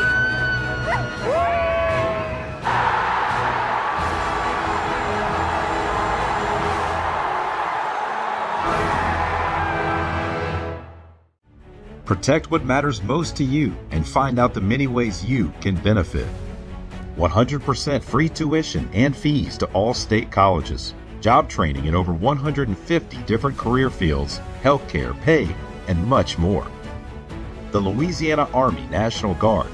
Part-time service with lifelong benefits. Find out more by visiting www.lang-recruiting.com. From Zachary, we're at halftime as the Broncos trailing the Central Wildcats 21-20, week 9 of the high school football season on the LHSA network. And what a shot from the drone camera high above the stadium here in Bronco country. Jeff Palermo along with Terry Beckwith. Exciting first half. We got a 1-point game. I thought David Simino explained it pretty well as far as the problems that ailed Central. Couple of penalties, a big penalty there when Zachary was setting up for a field goal, allowed Zachary to keep the drive going, score a touchdown, get within 1, but still very impressed with what Central did to start this football game. I mean, their offense and then a plus to kickoff return for a touchdown, they were certainly in midseason form offensively in that first quarter. Yeah, both teams got off to a fast start offensively. Yeah. Then Central kind of took it to many people remember Cordell Stewart. They call him Flash, and that's what Marvin Joseph does. He can do a little bit of everything and does it at a high level. They would convert the 2-point conversion on this nifty play. And a great job that time by Keith and Womack. They've been trying to give him the ball in a various amount of ways at that time, able to get to him on the 2-point conversion. Beautiful touchdown pass there. That would make it a 1-possession game, and then Zachary, or that would make it the 1-point game. That was the touchdown right before halftime. And here's a look at your first half stats brought to you by Coca-Cola Real Magic. Now, as you can see, a discrepancy on both the passing yards. It's very low for the first half of both teams. They love to run the football. Obviously, you see the rushing yards. Don't know if that's correct, 8-yard rushing yards for Central or Zachary, but they're running the football. But again, just about the turnovers and limiting the mistakes on both teams. I think that whoever does that in the second half will be pretty successful. Well, one of the things, the first downs and rush yards I think should be flipped. Yeah. But one of the things is the total yards, it's relatively low once you add it all up. That's because Zachary had a couple of possessions where they scored touchdowns starting in Central territory, and then Central had the kickoff return. So even though we have 41 points on the board, not a lot of total yards in that first half. More coming up. Second half action from Zachary High School, where the Wildcats lead the Broncos by 1. This is the LHSAA Network. At Ochsner, we know healing is a team sport. That's why we've partnered with world-renowned orthopedic surgeon Dr. James Andrews to create the Ochsner Andrews Orthopedics and Sports Medicine Institute.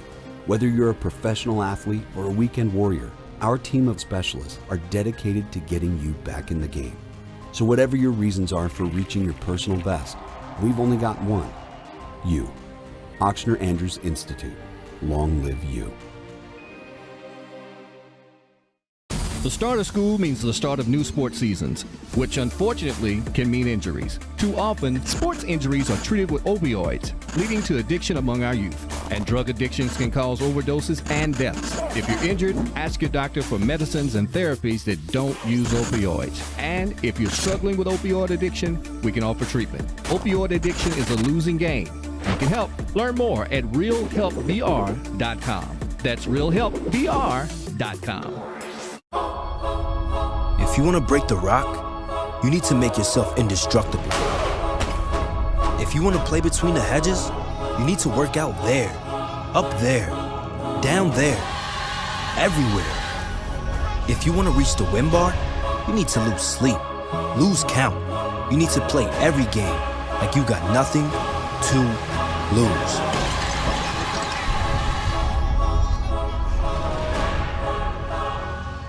For over 100 years, our families have gathered together to share with each other our challenges and hopes, to take this light we've been gifted and paint a brighter future for the next generation. The seeds we plant today are the bounty we harvest tomorrow. As farmers, we know that together we're stronger than we could ever be apart. We're the Louisiana Farm Bureau, and we're the voice of Louisiana agriculture.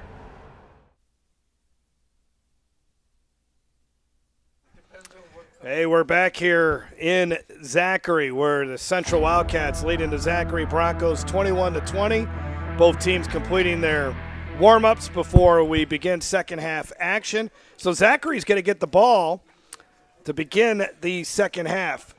And Steve Schneider had a chance to talk with Zachary coach David Brewerton. We've actually got him here live. Your thoughts? We've already characterized the heavyweight fight. That's what this is going to be. You guys took some blows early.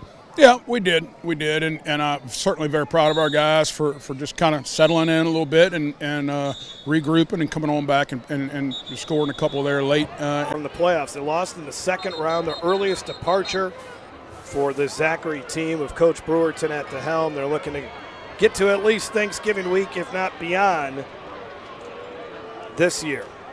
For the Central Wildcats, coming off a magical season in 2024, the 42-0 win over Ruston to win the Division I non-select state championship game. First state championship since 1966, and they should be in the conversation again to repeat. It's going to be a lot of fun to see how the Division I non-select bracket breaks down. 2 losses for Central this year. Got behind early to Lafayette Christian. Fell behind 21-0, just can never come back. And then had a bad second half against the Catholic High Bears where they gave up 35 points. Plus they got down 19-0 in the first half and never was really in that game. Looking for a strong second half here for Central. See if they can start fast, just like they did in the first quarter. And that's going to go out of bounds. Flag on the kickoff. Kick went out of So bounds. we'll see Zachary's offense here first. Again, 68 yards on the ground, only 22 through the air, 90 total for Zachary, even though they got 20 points on the board. 35-yard line. Outscored Central 13-0 in that second quarter. And Kirby was 4 of 11 for 32 yards. He had 38 yards rushing. And Tylik Lewis led the ground game with 6 carries, 40 yards, and a touchdown. Zachary starts at its own 35-yard line.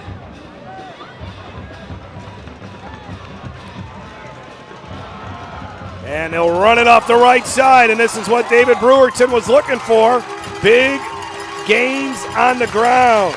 And that's Jeremy Patton running into Central territory for 22. Well, he talked about it, like you said, Jeff. They're going to run the ball a lot more in the second half to open up that first play. Get a great push from the right side of the offensive lineman and see if they can play loose and play free in the second half. Sometimes X and O's go out the window. It's about having fun, playing a little bit loose, and looks like see if they can get something going on this drive. Another low snap and breaking open though. Jacoby Reeves. First down for Zachary. Jacoby Reeves, the slot receiver, 14 catches on the year. Had a big game last week against Woodlawn where he caught 5 passes for 130 yards and a touchdown, and 2 touchdowns. It's a good job that time by Michael Kirby. Even though the snap was still bad, he stayed composed, kept his eyes down the field, didn't get rattled, and was able to find Jacoby Reeves streaking down the sideline. There's a Central player down on the ground at about the 46-yard line, so that's the reason why we have the stoppage of play.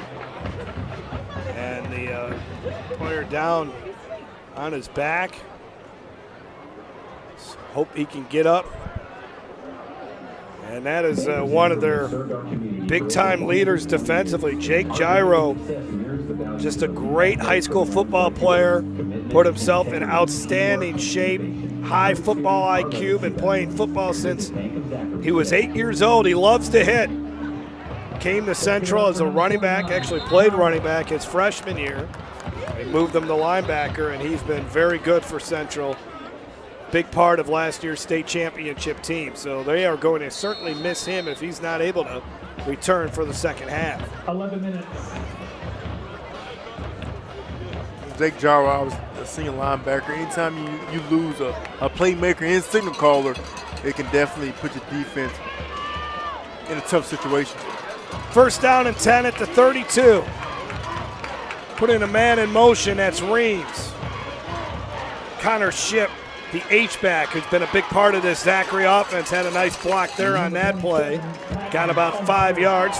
Jeremy Patton on the carry. And this Zachary offensive line, as Steve asked Coach Brewerton, talked about how this offensive line has really flexed its muscle as the game has gone along. You talked about the average 285 across that line. Just looking at them from this standpoint, it's a great looking offensive line, extremely athletic, and they're able to combo block and work up to the next level. So they're doing an outstanding job of developing great offensive linemen here at Zachary. Big hole once again up the middle, shedding tacklers inside the 5 to the end zone. Touchdown! Touchdown Broncos, Jeremy Patton.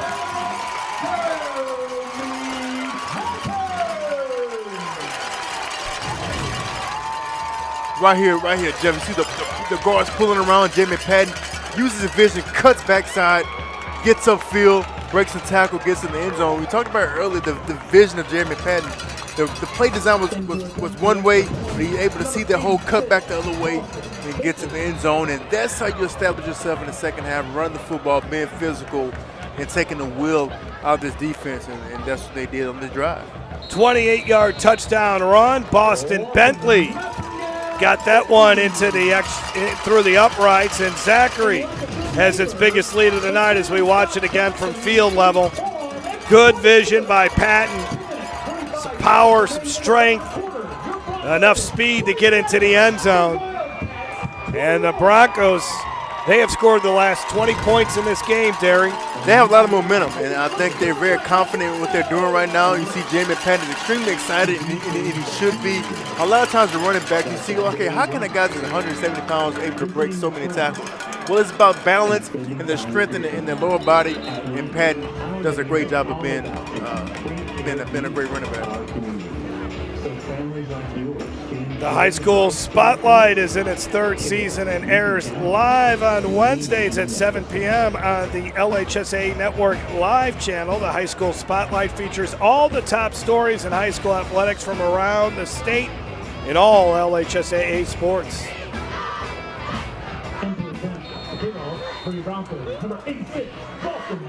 Bentley has it teed up here for the Broncos. That was a 4-play, 65-yard drive for Zachary.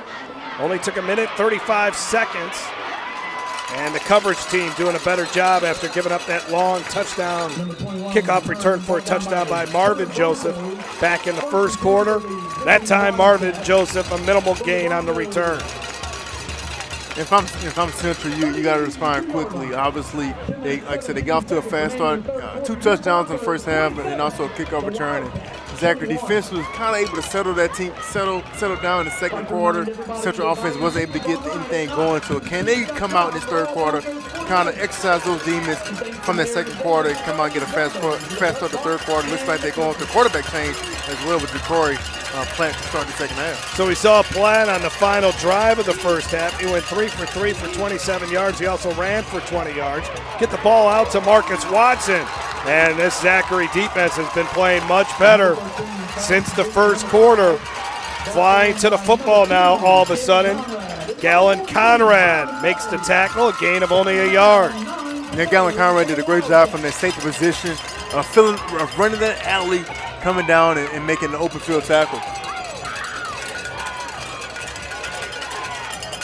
Platt, 659 yards passing on the season, converting about 50% of his passes, 5 passing touchdowns as Watson is in motion. They swing it out to him. He's got a blocker, but too many black jerseys are there and unable to get much yardage there at all as we take a look at it again. Right, a little swing pass.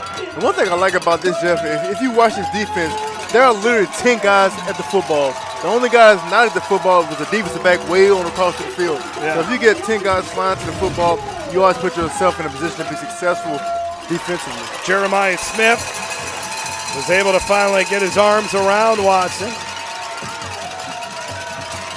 So Platt barking out the signals. Womack in motion. They're going to run it, but Zachary's in the backfield to stop it. First guy there was Stokes, and then here comes his teammates.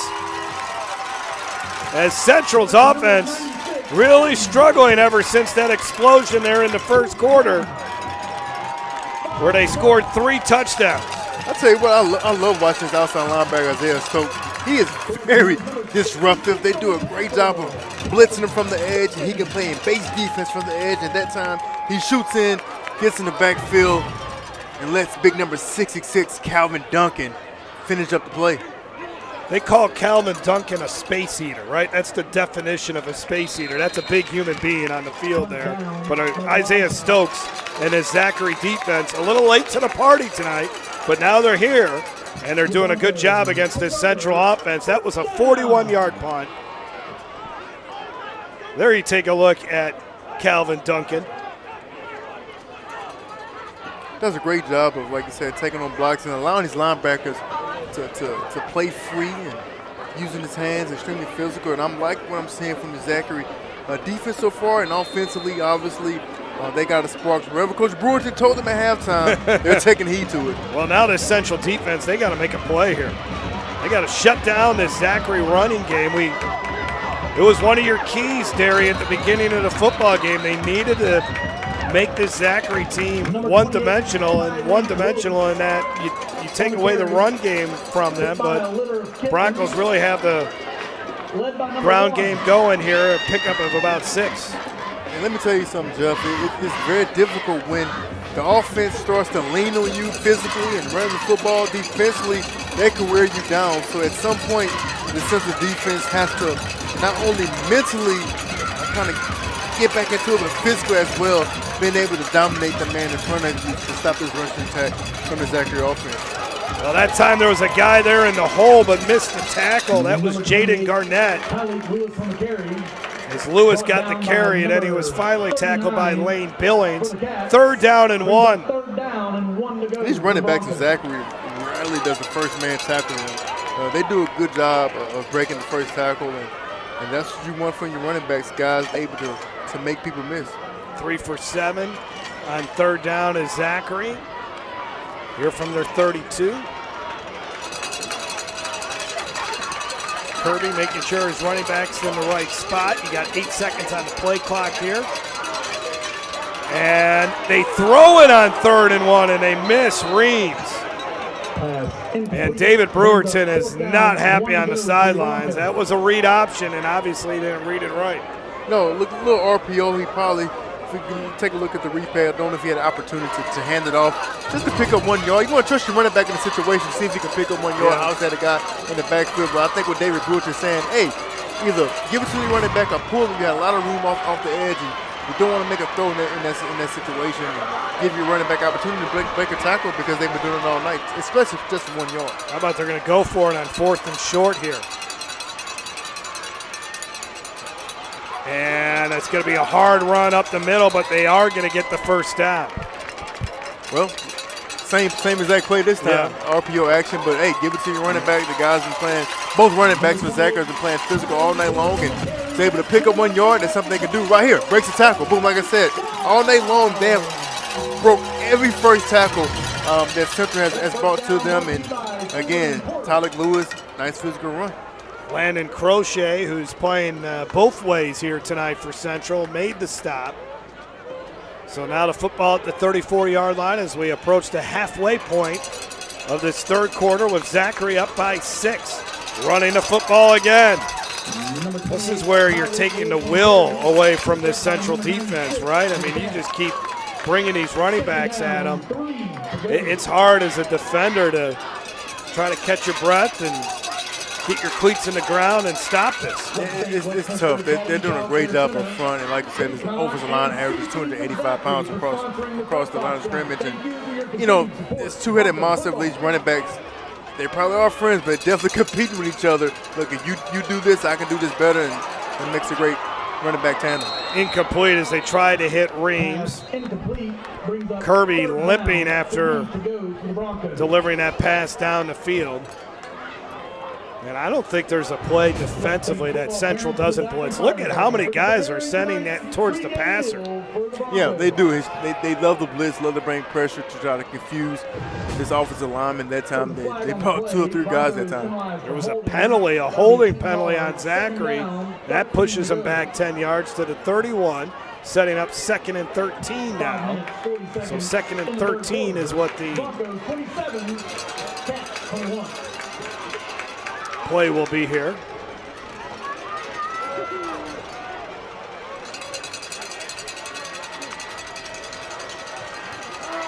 High pass to Lewis. He brings it down, but all kinds of white jerseys there.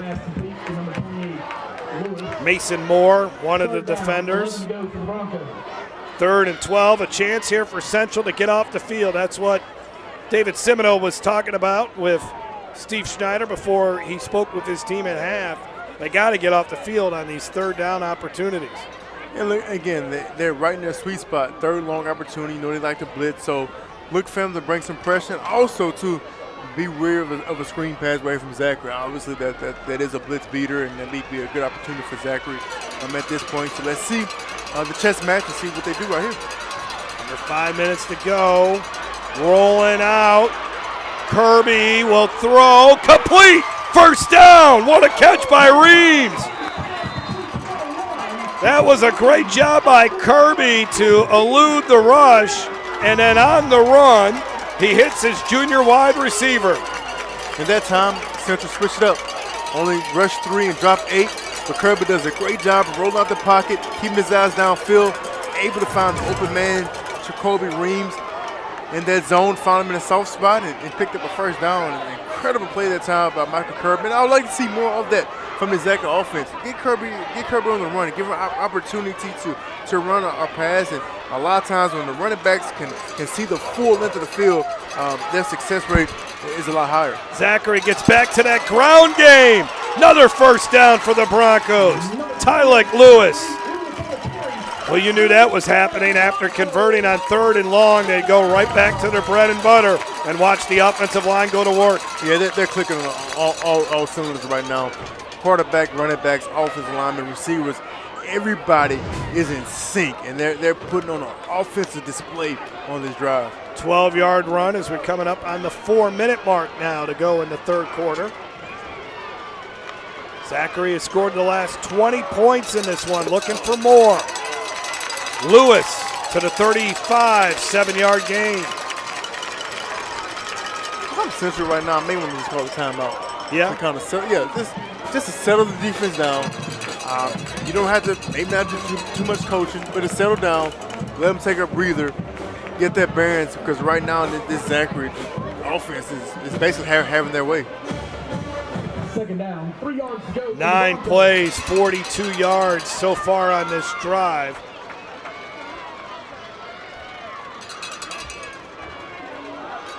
And crashing in on the end, but still going there. You're right, Terry. They do break that first tackle. Took a couple Wildcats that time to stop Patton at the line of scrimmage, but the first guy's there, can't make the play. The first guy never tackles him, so that shows you the strength from both of these running backs. And look, I think a lot of people have physical ability, but also the work that you put in the offseason, the weight room from the spring and the summertime has a direct correlation on the football field on Friday nights. Well, Thursday night for the night, but usually Thursday and Friday nights is a direct correlation of the work that they put in the weight room. Third down, Mason Moore coming in there again. He was in on the stop, Camden Rankin. Big upset in the New Orleans area. Belchase shutting out Shaw 14-0. Thibodeau and Terrebonne are tied at 21 apiece in the third. And it's Lafayette Christian over Evangel, 24-22 in the third. Fourth down coming up here for David Brewerton and the Broncos at the 34-yard line. Reams is in motion. They go to the ground game, and again, it's going to be close. Going to be very, very close. Central thinks they came up with the stop. The official on the near side has him marked down, and yeah, they come up with a big play on fourth down, and Zachary turns it over on downs as they finally stop Jeremy Patton in this running game. Lane Billings, one of the men there again defensively for Central. Yeah, Lane Billings has been an active member in that backfield from his linebacker position all night long. He should be enthused. They're finally able to get off the field that time and stop this running attack from Zachary. Dunham beats Episcopal tonight, 42-7. I bet you Elijah Haven had a big night. So just over 2 minutes to go in the third. Does that flip the momentum? Gassett back in there, completes the pass. And they get about 8 yards there to Brody Deal. Get these wide receivers back involved. Let's watch it as snap was a little bit off. The pass was a little bit off as well, but still a productive play on first down for the Wildcats. Yeah, productive play and keep them all back. The star receiver doing a great job that time blocking downfield to allow Deal to pick up some positive yards. I've noticed that a lot tonight. He is a good blocker to go along with a terrific all-around wide receiver. Second down and 1. Now, knocked down at the line of scrimmage.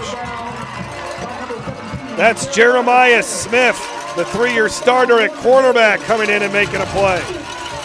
Great job that time by Jeremiah Smith. Coming off the edge, we call it a cat blitz, coming from the corner position, able to time that pass and knock that ball down. Almost came away with the interception.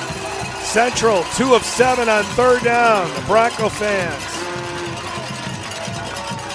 with their cowbells here, making a lot of noise.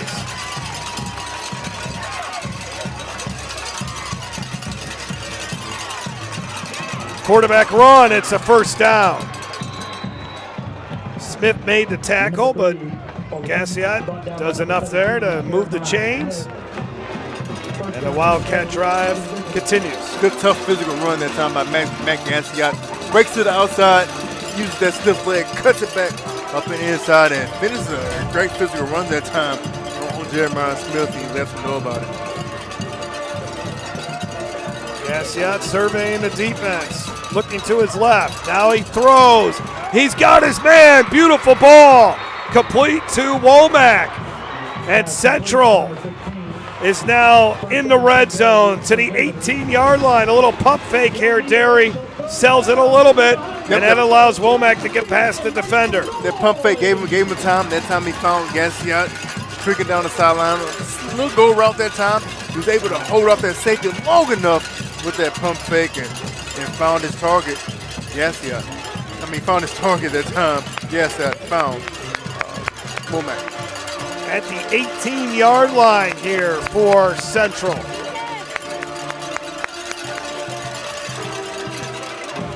Swing it out to Womack. Womack's going to be stopped, though. Maybe only a couple yards, as he was brought down by Donathan Bethley. And that's how you see you trying to get Womack, the playmaker, get him play some play in space and let him make a play that time. But again, Zachary does a great job of pursuing and getting guys to the football. Under 30 seconds to go in this third quarter in a one-possession game. Wildcats looking to regain the lead here. They go to the right side, and a big run down the sidelines. Touchdown, Shane Brown, and we're all tied up at 27 after that 16-yard run by Shane Brown. Well, Max Gassiot got this offense rolling in, coming back in and taking control, and they were able to finish off with the touchdown run with Shane Brown. Big hole on the right side of the offensive line, and Central tells Zachary, if you can run the football, we can run the football as well. So the momentum did shift in Central's favor. Now they're going to go for two here, it looks like. Again, a little bit of confusion on the personnel. Now I think they're running the field goal team on it, looks like. They got plenty of time. The play clock's not running, so that's going to benefit them here. But this is a big kick coming up for Austin Adams.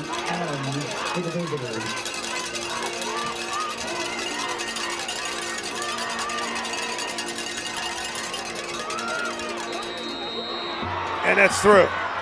Central has its lead back, 28-27. Tonight's game on the LHSAA Network brought to you by Coca-Cola Real Magic, and also brought to you by the Louisiana Army National Guard.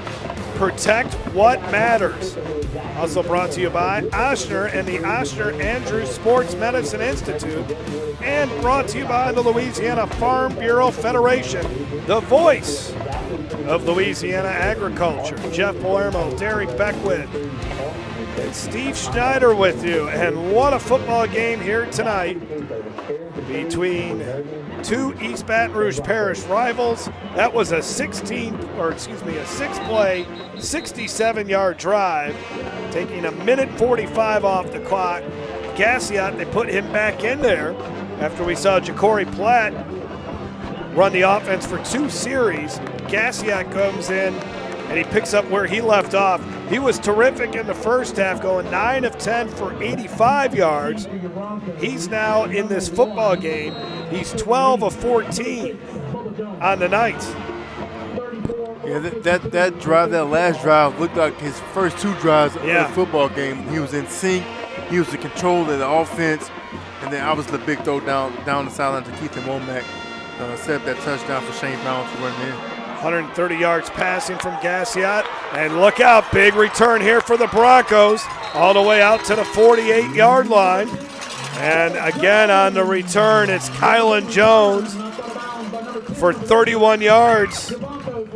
And it wasn't until Malik Nixon who made the tackle. But special teams have played a big role in this football game. So it's this Central running game against this short passing attack that the Central Wildcats have.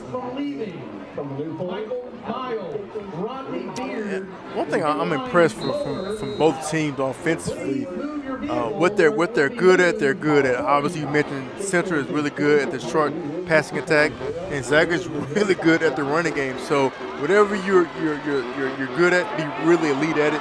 And both offenses are elite at what they're trying to do. Well, they once again go to Christian Brooks in the single coverage, and they just cannot connect on that long pass to Brooks. Kirby a little bit too far on that pass. And now we're looking at our final play of the third quarter.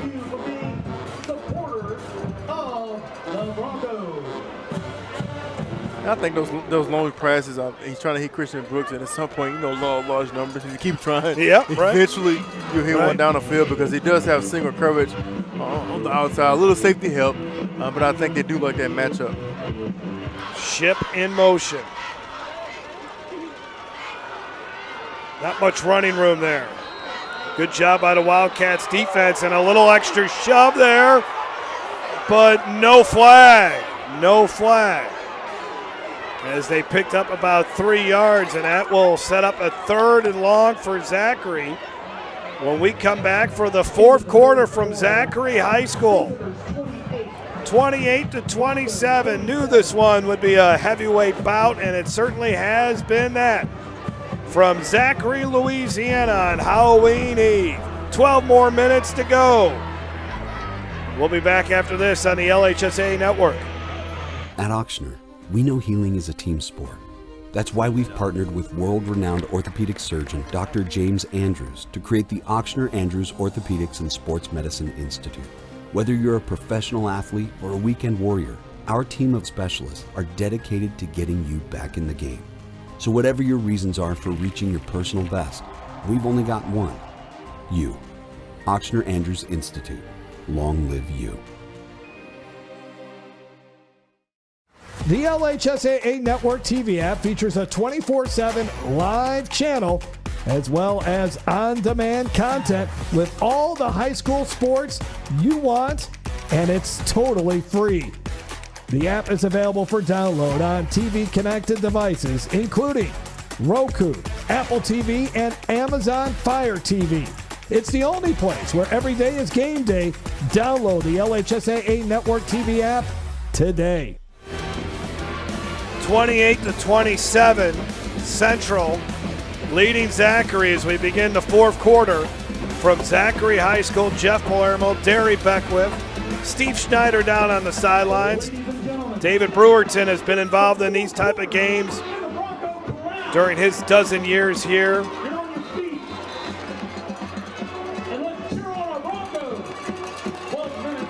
Third down and 7 coming up here for Zachary. We have a new right tackle in there because Jaden Brown is on the sidelines cramping, and you're going to be facing this blitz in. There's another low snap to Kirby. Kirby delivers the pass over the middle, and it's complete. That should be enough for a first down. Did he get it? Yeah, it looks like he got it. Kimmy got it. But another 3rd and long converted. Look at these low snaps to Kirby, but he should be a second baseman if he isn't already. He's been bending down there quite a bit tonight. He does a great job of catching the football on these low snaps. And as much as we talked about Zachary running the football, when they needed to pick up a big play through the air, they've been able to execute and do that tonight. And, one of the things that they've been able to do here, especially Kirby, when he gets these low snaps, as soon as he collects the football, immediately his eyes are downfield looking for receivers. So he's been able to handle it well. Good snap there that time, but no blocking. Central shut that play down. Jaden Garnett did an excellent job. Wildcats right now still have not seen the return of Jake Gyro. We saw him go down with an apparent leg injury, so they're playing without one of their best defensive players here against a very good Zachary offense. And Jaden Garnett, who's got 4 tackles for a loss on the season, just picked up another one. Central came into this contest with 41 tackles for a loss and 20 sacks. Second down and 12. Kirby nearly intercepted. Ball then ended up hitting a Zachary player in the hand, but could have easily been intercepted. It's going to be interesting in the fourth quarter what Central does to attack this running game of Zachary. On the previous play, the reason they were able to get in the backfield, they stunted the D lineman to get pressure. Sometimes when you stunt the D lineman, it confuses the O lineman who to block, and you're able to get better penetration with that. So let's see if they do a lot more stunting in this fourth quarter with the D lineman to get pressure in the backfield, especially on these run plays. I mean, Zachary has been having that way on the third down and 12. Kirby's got time as they try to get the screen set up. Throws before he goes down, and it's incomplete. Well, Central's defense playing much better after Zachary went on a run of 20 in a row. And it's 4th and long, and I think Zachary's going to bring the punt team out. Yeah, right here they do a good job. They do some twist up front, and that time, number 11, Jaden Garnett, incredible spin move that time to get in the backfield. Use the inside shoulder to get a nice spin move to get in the backfield and force the Zachary offense to punt. So on 4th down, Cozy pins Central back at the 1-yard line. Earlier time, and he's going to do it again. This time to the 4. I tell you what, David Brewerton not lying when he says he's got the best punter in the state. It's a 39-yarder. Second one inside the 5. Next week, it is the regular season, final week of the regular season, and we got a Catholic League battle for you. The top team in the state, the Edna Carr Cougars, will be taking on the Rummel Raiders. We'll wrap things up from the Shrine on Airline. 7 o'clock kickoff here on the LHSAA network. And then it's on to the postseason, where we'll be bringing you action every Friday night and then get you all the way to the Dome in mid-December. It's just like you blink and the regular season's over with. Like, that is amazing. Incredible to me. Well, nice run, and this is a great run by Shane Brown. Brown is in the clear, and he goes all the way up to the 46-yard line. So that great punt, all for naught, as Central now, they got their run game going. Brown goes for 40. Shane Brown that time, little sweep off the edge of the left side of the offensive lineman. Did a great job of getting holes, and Shane Brown just followed the blocks, got upfield, and did a nice physical run at the end. Looks like there must have been was there a penalty there, or did he step out of bounds? I think he stepped out of bounds, yeah. Stepped out at the 45, but still a huge run there of 40 yards. Especially when you pin back like that to give yourself some breathing room. Now they'll do the quarterback power, and Gassiot takes a big hit, but does not go down easily as he got about 8 yards, 7 yards, and it's 2nd down and 3. Right here, Gassiot, the quarterback sweep that time, and the ability to shield himself and take on a big hit that time from safety Galen Conrad. Good job of absorbing the hit. So 2nd down and 3 at the 48-yard line.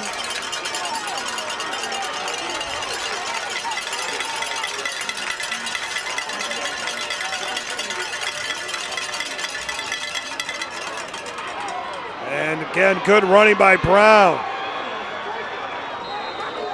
Shane Brown all the way to the 38.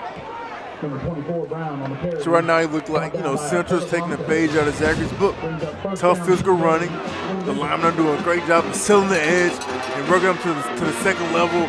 You see that time, number 55 from Central, Graham Harris, getting up to the second level, looking for a defender to block. And good look at that time. Good look at that time at Graham Harris, seeing offensive linemen. Those old linemen have their mind right now. Taking it to the Zachary defense and giving them the pace of their own medicine. So Central's doing a great job, Jeff, of moving the ball downfield on the drive. Brown only 5'8", but running big right now. And a nice pass. They go back to that short passing game. Keithan Womack makes the grab. Brown 8 carries for 64 yards and a touchdown. We're under 9 minutes to go. Central clinging to this 1-point lead, looking to try to add to it in this fourth quarter. Mike Gassiot reminds me of the elite basketball players in the NBA. the elite basketball players can control the whole game. With tempo, they can slow down the game. They can set up plays, and right now, Max Gassett, to me, has some whole offense in control. The ability to run the football when he can, the ability to throw the football. So he's very cool, calm, and collected. He's doing a great job of managing the game and dictating the tempo of the offense. Movement on the line of scrimmage. Going to be 5 yards against Ball. Central. Ball start. Offense. Number 52, 5-yard penalty. Second down. So that pushes him back to the 36. So that is Austin Adams, center and place kicker tonight for the Wildcats.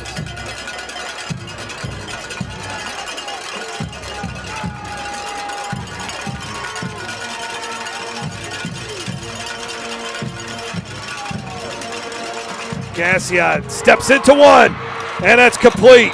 First down to Brody Deal. Nice throw by Gassiot. That is a big-time throw that time by Gassiot. As you can see, Kalen Conrad from the same position. He's spying him. He works across the hash, able to thread the needle and getting the ball in there between Galen Conrad and also Trevin Barber. Outstanding throw that time by Max Gassiot. Now that was a big-time throw by the junior QB. Part of that Alexandria Senior High team that made it to the state championship game last year. Out from the 21. And here is Shane Brown, this time for about 3 or 4. As they've been able to get the ground game going with their leading rusher. Brown and Tristan Rose have been the two main guys, but it has been Shane Brown who came into this contest averaging close to 8 yards a carry, unfortunately limping off the field here. So let's see if he can get back into the game soon. So second down and 7. You are blocking individuals. Please move your vehicle. Rose gets the carry. Good blocking. Had a little room there. Gets inside the 15. He's about 2 yards shy, 3 yards shy of the first down. Tristan Rose that time with a stretch play. Pick up some positive yards. Good vision. Conrad on the tackle. Central is 3 of 8 on third down. 6:35 and counting in this one. Been a fun one from Zachary High School.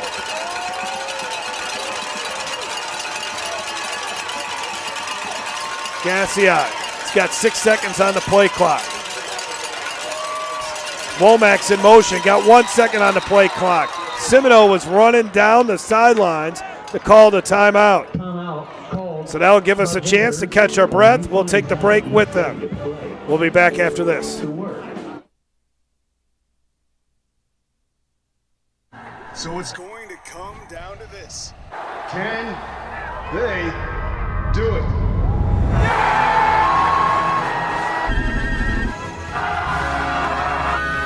Oh no, they missed it! Wait a minute. There's a flag on the play!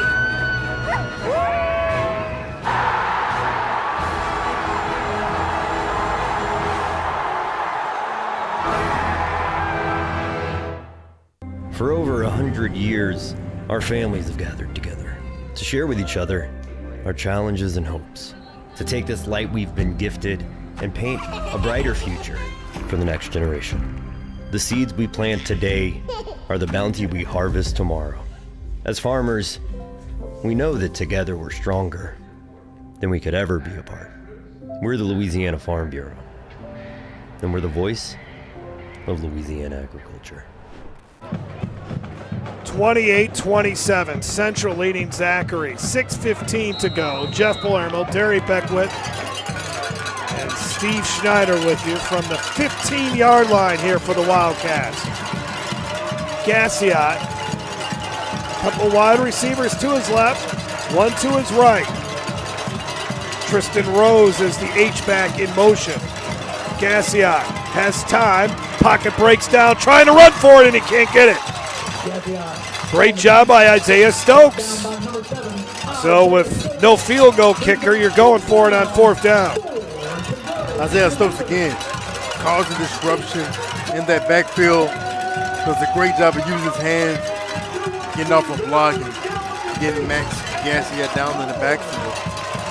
Now these Zachary fans, they have been in this game from the start. What a turnout from the Central fans on the other side of the field. Big moment in this football game. 4th down and 4.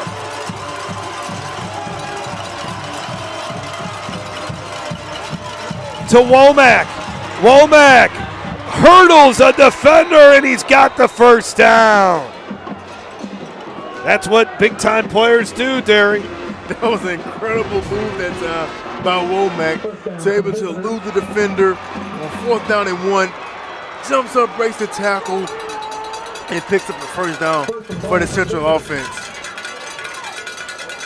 Now, if he went right over him, it would have actually been a penalty. If he went over his body, that you can't hurdle in high school football. But he does get the first down at the 10. Talk about being penalized for being athletic, right? I would have never committed that penalty, Derek.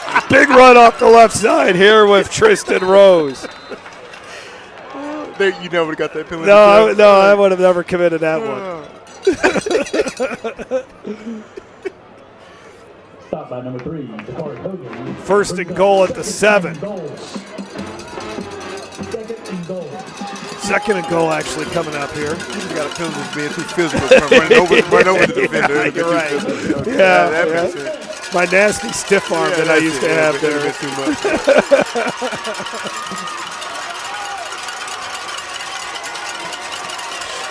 Shane Brown in the backfield. Looks like Zachary's going to bring extra personnel. Here's Brown. Brown, a little seam, spins into the end zone. Touchdown, touchdown, Wildcats. And Central is up by 7. 7-yard run by Shane Brown. Shane Brown caps off this drive. Nice long lengthy drive that time, able to break some tackles, which has been a theme tonight for both running backs on both sides, breaking a lot of tackles, able to get a spin move, capped off this drive with a touchdown. So they will go for the extra point here to try to make it an 8-point game. They've missed championship. Of course, right now they're playing for a district championship, and they're going to need to rally here against the Central Wildcats. But David Brewerton, many of his players that we talked to in the preseason, you could just see how much this kid meant to them. They were so emotional losing someone like that before he could play his senior year. Back up to you. He was a wingback on last year's team. They came back from that playoff game from Ruston. He was complaining of pain in his hip. Uh-oh, look out. Big return here up to the 50 as Zachary's done an outstanding job on the kickoff returns, but he was complaining about pain in his hip, and then it continued to linger, and then he lost some weight. And then, of course, that's when they started to investigate on what was going on, and amazing. He played in a football game in November and lost his life just several months later in May. Just horrible, horrible story, and our thoughts and prayers are with the Johnson family as they continue to grieve the loss of a young man. 35-27, 4:02 to go. Zachary has great field position to start this drive. After scoring 20 in a row, it's now been Central that's gotten things going here. They've scored 15 in a row, have the Wildcats. And Tyleek Lewis on the carry, and he gets a couple yards. So now we're at the point of the game, with 3 minutes left in this football game. Here's Zachary, you're in no rush. And there's no reason to get away from your game plan offensively. Been doing a great job running the football, being physical. And for Central defensively as well, to stop the run, you may want to do a little more twists and stunts up front to get some pressure. Kirby will throw, and that's complete. Got it to Kimmy. Kimmy's a really good receiver for this Zachary team. They got 3 wide receivers, and they're all big. They're all over 6 feet tall. Kimmy, who's about 6'4". He's a junior. He can go up and get it long and lean, and he can really run. Like to throw some deep balls to him as well because he's got such great ball skills. He's 6'4". One guy that they're missing is Asher Carter, suffering an ankle sprain against Acadiana. Still have not gotten him back yet. Here's a screen pass to Kimmy, and Kimmy got about 4 or 5 yards. So back-to-back passes here for Zachary as trying to mix it up here against this aggressive Central defense. We're under 3 minutes to go and an 8-point game in week 9. That's trying to do a little tunnel screen to Kimmy to get the ball in their playmaker's hands and see if he can make some play in space. And by that time, the defenders did a great job of reading, reacting, and getting the big receiver on the ground. Kimmy 4 catches, 43 yards. Kirby, here comes more pressure. He stands tall, throws, and jarring the football loose. Kimmy took a huge hit. I mean, that was how you deliver a blow in the secondary as Bo Hill came up and ended up knocking that football away from Kimmy. That was textbook that time by Bo Hill to not do a targeting, be able to lead with shoulder pads, disengage the ball from the receiver. Outstanding play from the senior safety, Bo Hill. Central trying to play some complimentary football after that huge 11-play, 95-yard touchdown drive for Central to put them up by 8. 3rd and 5. They run it. And we got a 4th down and 1 coming up. Patton was knocked back. Lane Billings has really played well here tonight again, especially considering Jake Gyro going down with the injury. So 4th down and 1. Well,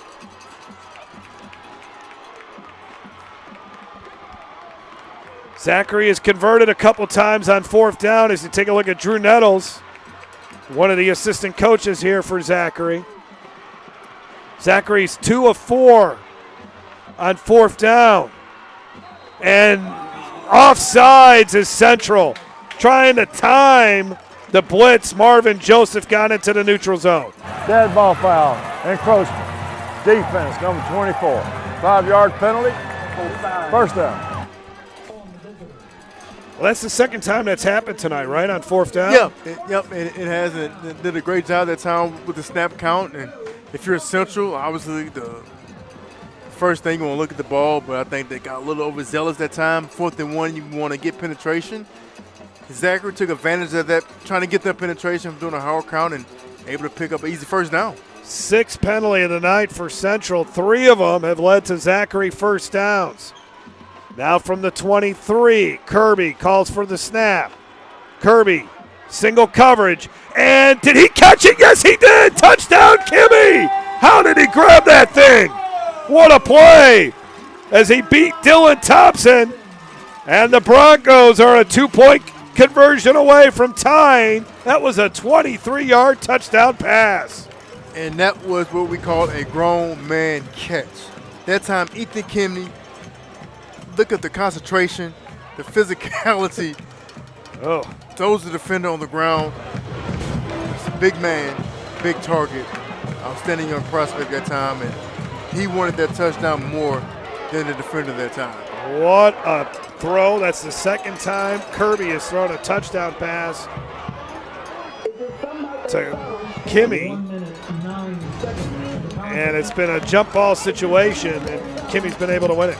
That's great. And look, that's a great job. Anytime you have a one-on-one matchup, LSU with Trey Green, they do that a lot of time as well. When you have a big receiver on a smaller cornerback, you'll take that matchup anytime, any day.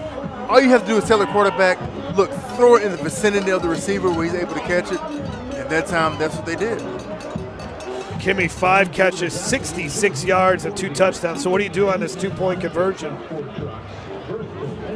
Well, I think you try to get a one-on-one matchup. If you can't get a one-on-one matchup with Kimney, that's always favorable to you. And I always say they've been running the ball well all night. So with them being right with the 3-yard line, why not give it to your running back, whether it's Patton or whether it's Lewis. They're doing a great job breaking some tackles. So I think you can't go wrong either way. Either look for Kimmy or give it to your running backs. A lot of options here. So Kirby has Patton in the backfield with them. Reams, Brooks.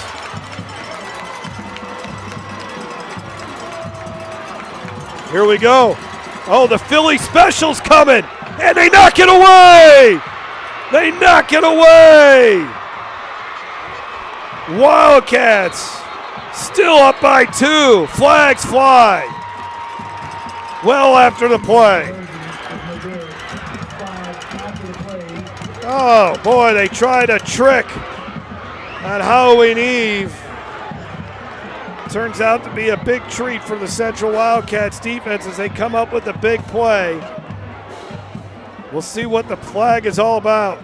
And right here again, it looked like, Central defensive was anticipating this. I don't know if Zachary has ran this play once before, but they did a great job, especially on the backside of their defense and being able to guard that play and be prepared for it. And you got a Central player down on the ground, too. Dead ball, personal foul. Number 8 on the defense. Be a 15-yard penalty assessed on the kickoff. And the visitors. Correction. Against the visitors. It'll be assessed on the kickoff. It was knocked away. Injured player on the field. Was that Brody Deal back there that yeah. knocked it away? How about that? It's like Brody Deal playing a little defense and able to make a big play at the end of the game. And Brody Deal is the man that's on the ground trying to. It looked like he got hit by his own teammate here. Right in the background. Oh, yeah. Right there in the back of the shoulder. And let me tell you something. Jaden Garnett is not a small man. No. So, well, anytime you run into you. I would imagine he's a key member of their hands team on an onside kick, and so he will not be on the field for this Give it up for number 4. onside kick opportunity for Zachary. So,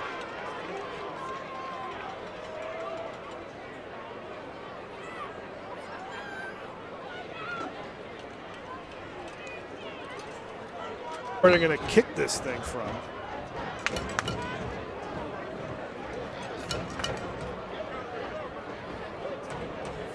Are they going to be able to kick this thing from the 30?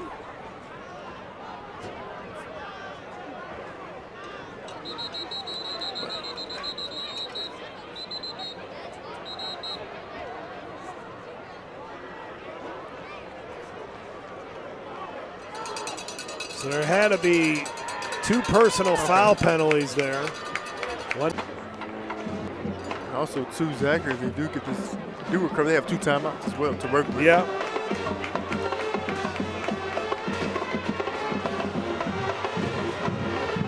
All right. So here we go. Zachary hoping for some kind of crazy hop here, some kind of bounce off a Central player. A mishandle. Make sure you handle these snaps well. Make sure you handle these snaps well. Turn it around. All over Shane Brown, but his job right now is to hold on to that football. Zachary has used a timeout, just one left now.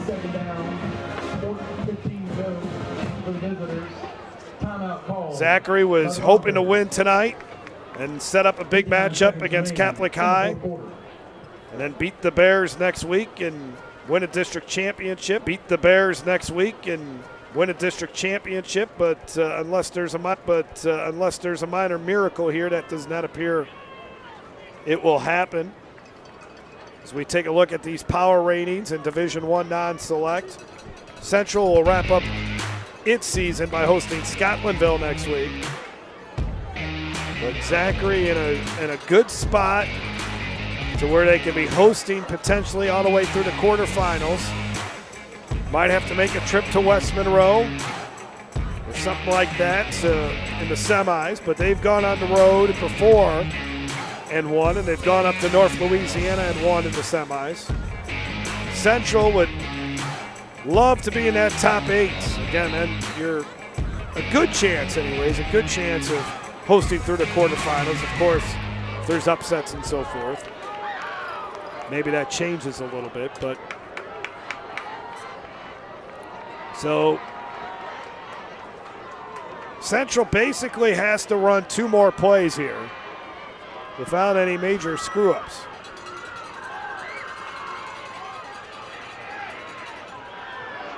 Brown goes down.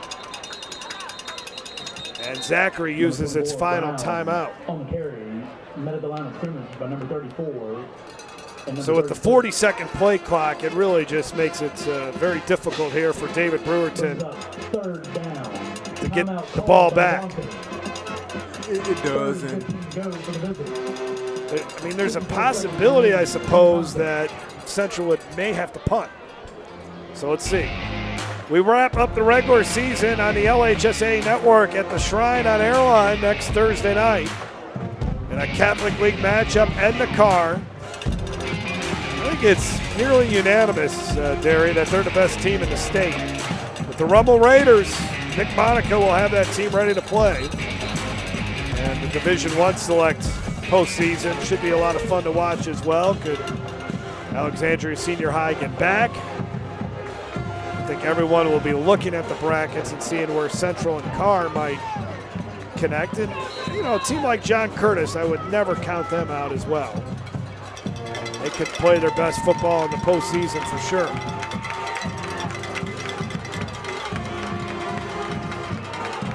So they would like to try to run a little clock here if they could.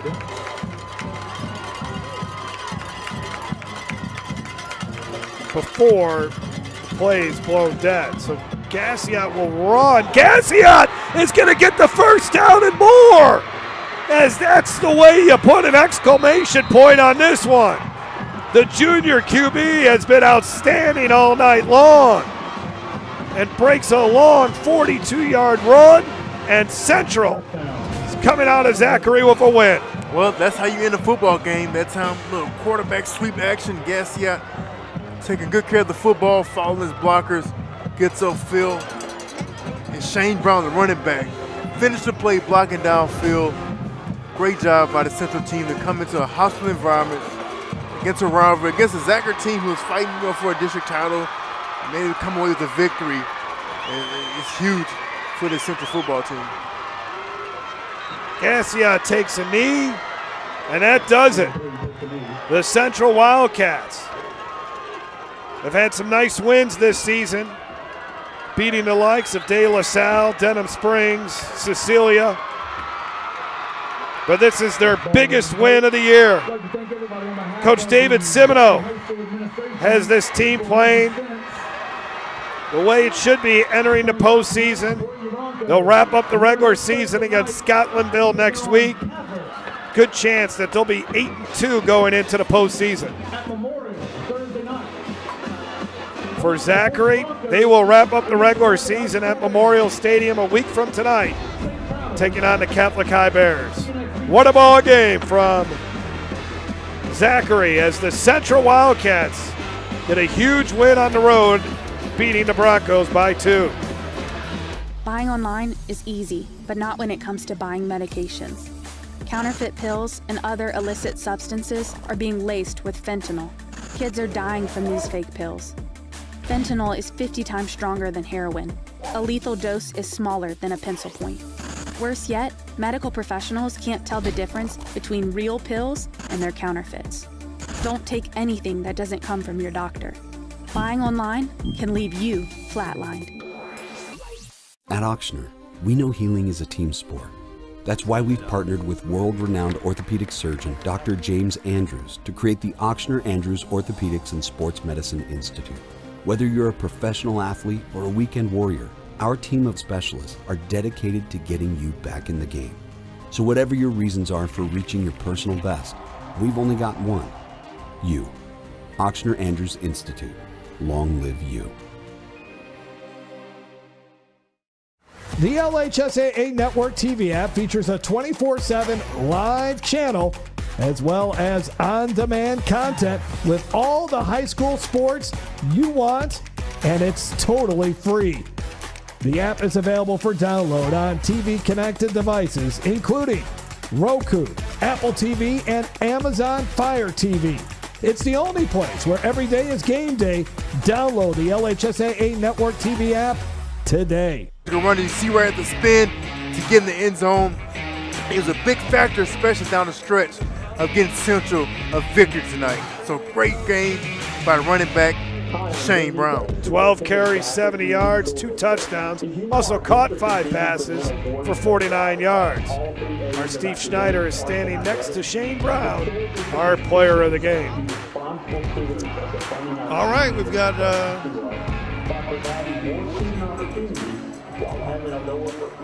think we've got a little camera issue at the moment.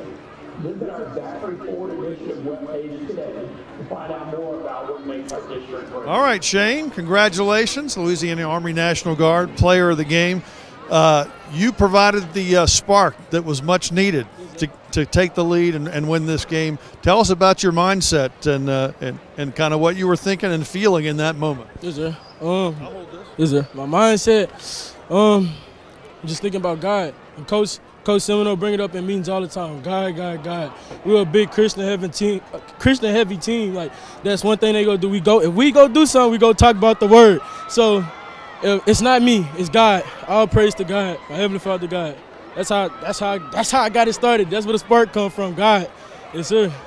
Well, that's certainly an inspiration. Talk to me about this rivalry, these schools. I mean, they played for the basketball championship last year. I got a lot of the same vibes from watching this here. Talk about the rivalry. The rivalry is very competitive. No matter the atmosphere is just going to be very competitive. We both 2 competitive teams. We've been going back to back for 3 years now. We've been at it, so I think the rivalry is just going to continue, and it's just going to keep going till somebody come on top. That's all it is. And finally, tell me about the potential for this team to shock the world again. Last year, that's what you guys did, went to the Dome and took it. People saw that you lost a lot of key players, maybe wrote you off or didn't think you were there. What do you think this says about the potential for this team to make another run? I think it says it's a lot of potential. We got a lot of start players who give their heart to the team, who just dedicate all their time to the team. So I think we're gonna make another run. We're gonna make another run. Congratulations. Shane Brown, you heard it right here. We'll get Coach Semino over here in a minute and talk to him about this thrilling 2-point victory at Zachary. Well, they alluded to the boys state championship basketball game that was played in the Burton Coliseum in Lake Charles, and it was Zachary that won that game over Central 44-37. But tonight, it's the Central Wildcats on top. And I think they set the tone early on in this football game, scoring those 3 touchdowns in the first quarter. And that's always the key. When you come on the road to a hostile environment, it's about how fast you get off to a great start. And offensively, they did that. They hopped out to a 21-7 lead. Obviously, Zachary fought their way back into this football game. But obviously, Central has a championship pedigree. They won a state championship last year. So anytime you win a championship, you know what it takes to win a football game. In the interview, you can see the excitement from Shane Brown. They believe that this team, if they get in the playoffs and they get hot, they get back. Zachary, though, gets this touchdown right before half to Kimmy. And then Zachary's run game got off to a great start to begin the third quarter. That's Patton. And then here's Shane Brown. When Central eventually got things going, that was a huge drive that gave Central the lead. Big touchdown here as Kimmy scores his second touchdown of the night. They try to go for 2 to tie the game, and it was not getting away, Brody Deal. Let's send it back down to the field. Steve Schneider has the head football coach for the Central Wildcats, David Semino. Coach, is it past your bedtime? Yes, sir. Me and him. Gabe's here. He's already bundled up and ready to go. Daddy, that was a long game. It was an exciting game, though. Talk about that comeback and, of course, Shane Brown giving you the spark you needed to get over the hump. Absolutely. I mean, his numbers were great in this game, and he sparked you and showed some leadership and some calm. Yeah, I thought Max operated the offense really, really well and just was solid all night long. Did a good job of distributing the ball to those guys on the outside, doing some good job with some number checks and things like that. And really solid night for him. Thanks. Congratulations. Thank you, man. All right, that'll do it for here on the field. Central Wildcats deny Zachary a chance to get the district championship here tonight by beating the Broncos 35-33, stopping that 2-point attempt that would have sent the game to overtime. 95-yard drive was, I think, a turning point in this game. As we take a look at the final stats, brought to you by Coca-Cola, as Central, that 95-yard drive was huge, but they were able, just a little more balanced attack here tonight, Derry, with the rush and passing yards for Central. Yeah, obviously the rushing yards, both teams almost matched identical, 173 for Central, 171 for Zachary. But the discrepancy, again, the passing game. Central made the plays in the passing game when they needed to, and that's exactly what they did. Max Gassiot, to Coach Seminole's point, controlled the offense all game, was extremely efficient. The completion percentage was really high. So if this team hits their stride, heading into the playoffs, watch out, because they can be extremely dangerous. And they were able to overcome those 8 penalties tonight. It'll be very interesting to see how these two teams perform in the Division I non-select playoffs. Again, we got one more game on the LHSAA network for the regular season next Thursday night at the Shrine on Airline, and Nicara will be taking on Rummel. That will do it for us tonight from Zachary. Want to thank everyone involved in the broadcast. Steve Schneider down on the field, Derry Beckwith, I'm Jeff Palermo, Tommy Cooper, our statistician, Kim Giat, our director, Jeff Schneider, our producer, and our great LHSAA network crew. Enjoy week 8 of the high school football season, or week 9. It's already off to a great start. Congratulations to Central on a great win. At Auctioner, we know healing is a team sport. That's why we've partnered with world-renowned orthopedic surgeon Dr. James Andrews to create the Auctioner Andrews Orthopedics and Sports Medicine Institute. Whether you're a professional athlete or a weekend warrior, our team of specialists are dedicated to getting you back in the game. So whatever your reasons are for reaching your personal best, we've only got one: you. Auctioner Andrews Institute. Long live you. The start of school means the start of new sports seasons, which unfortunately can mean injuries. Too often, sports injuries are treated with opioids, leading to addiction among our youth. And drug addictions can cause overdoses and deaths. If you're injured, ask your doctor for medicines and therapies that don't use opioids. And if you're struggling with opioid addiction, we can offer treatment. Opioid addiction is a losing game. You can help. Learn more at realhelpbr.com. That's realhelpbr.com. If you want to break the rock, you need to make yourself indestructible. If you want to play between the hedges, you need to work out there, up there, down there, everywhere. If you want to reach the win bar, you need to lose sleep, lose count. You need to...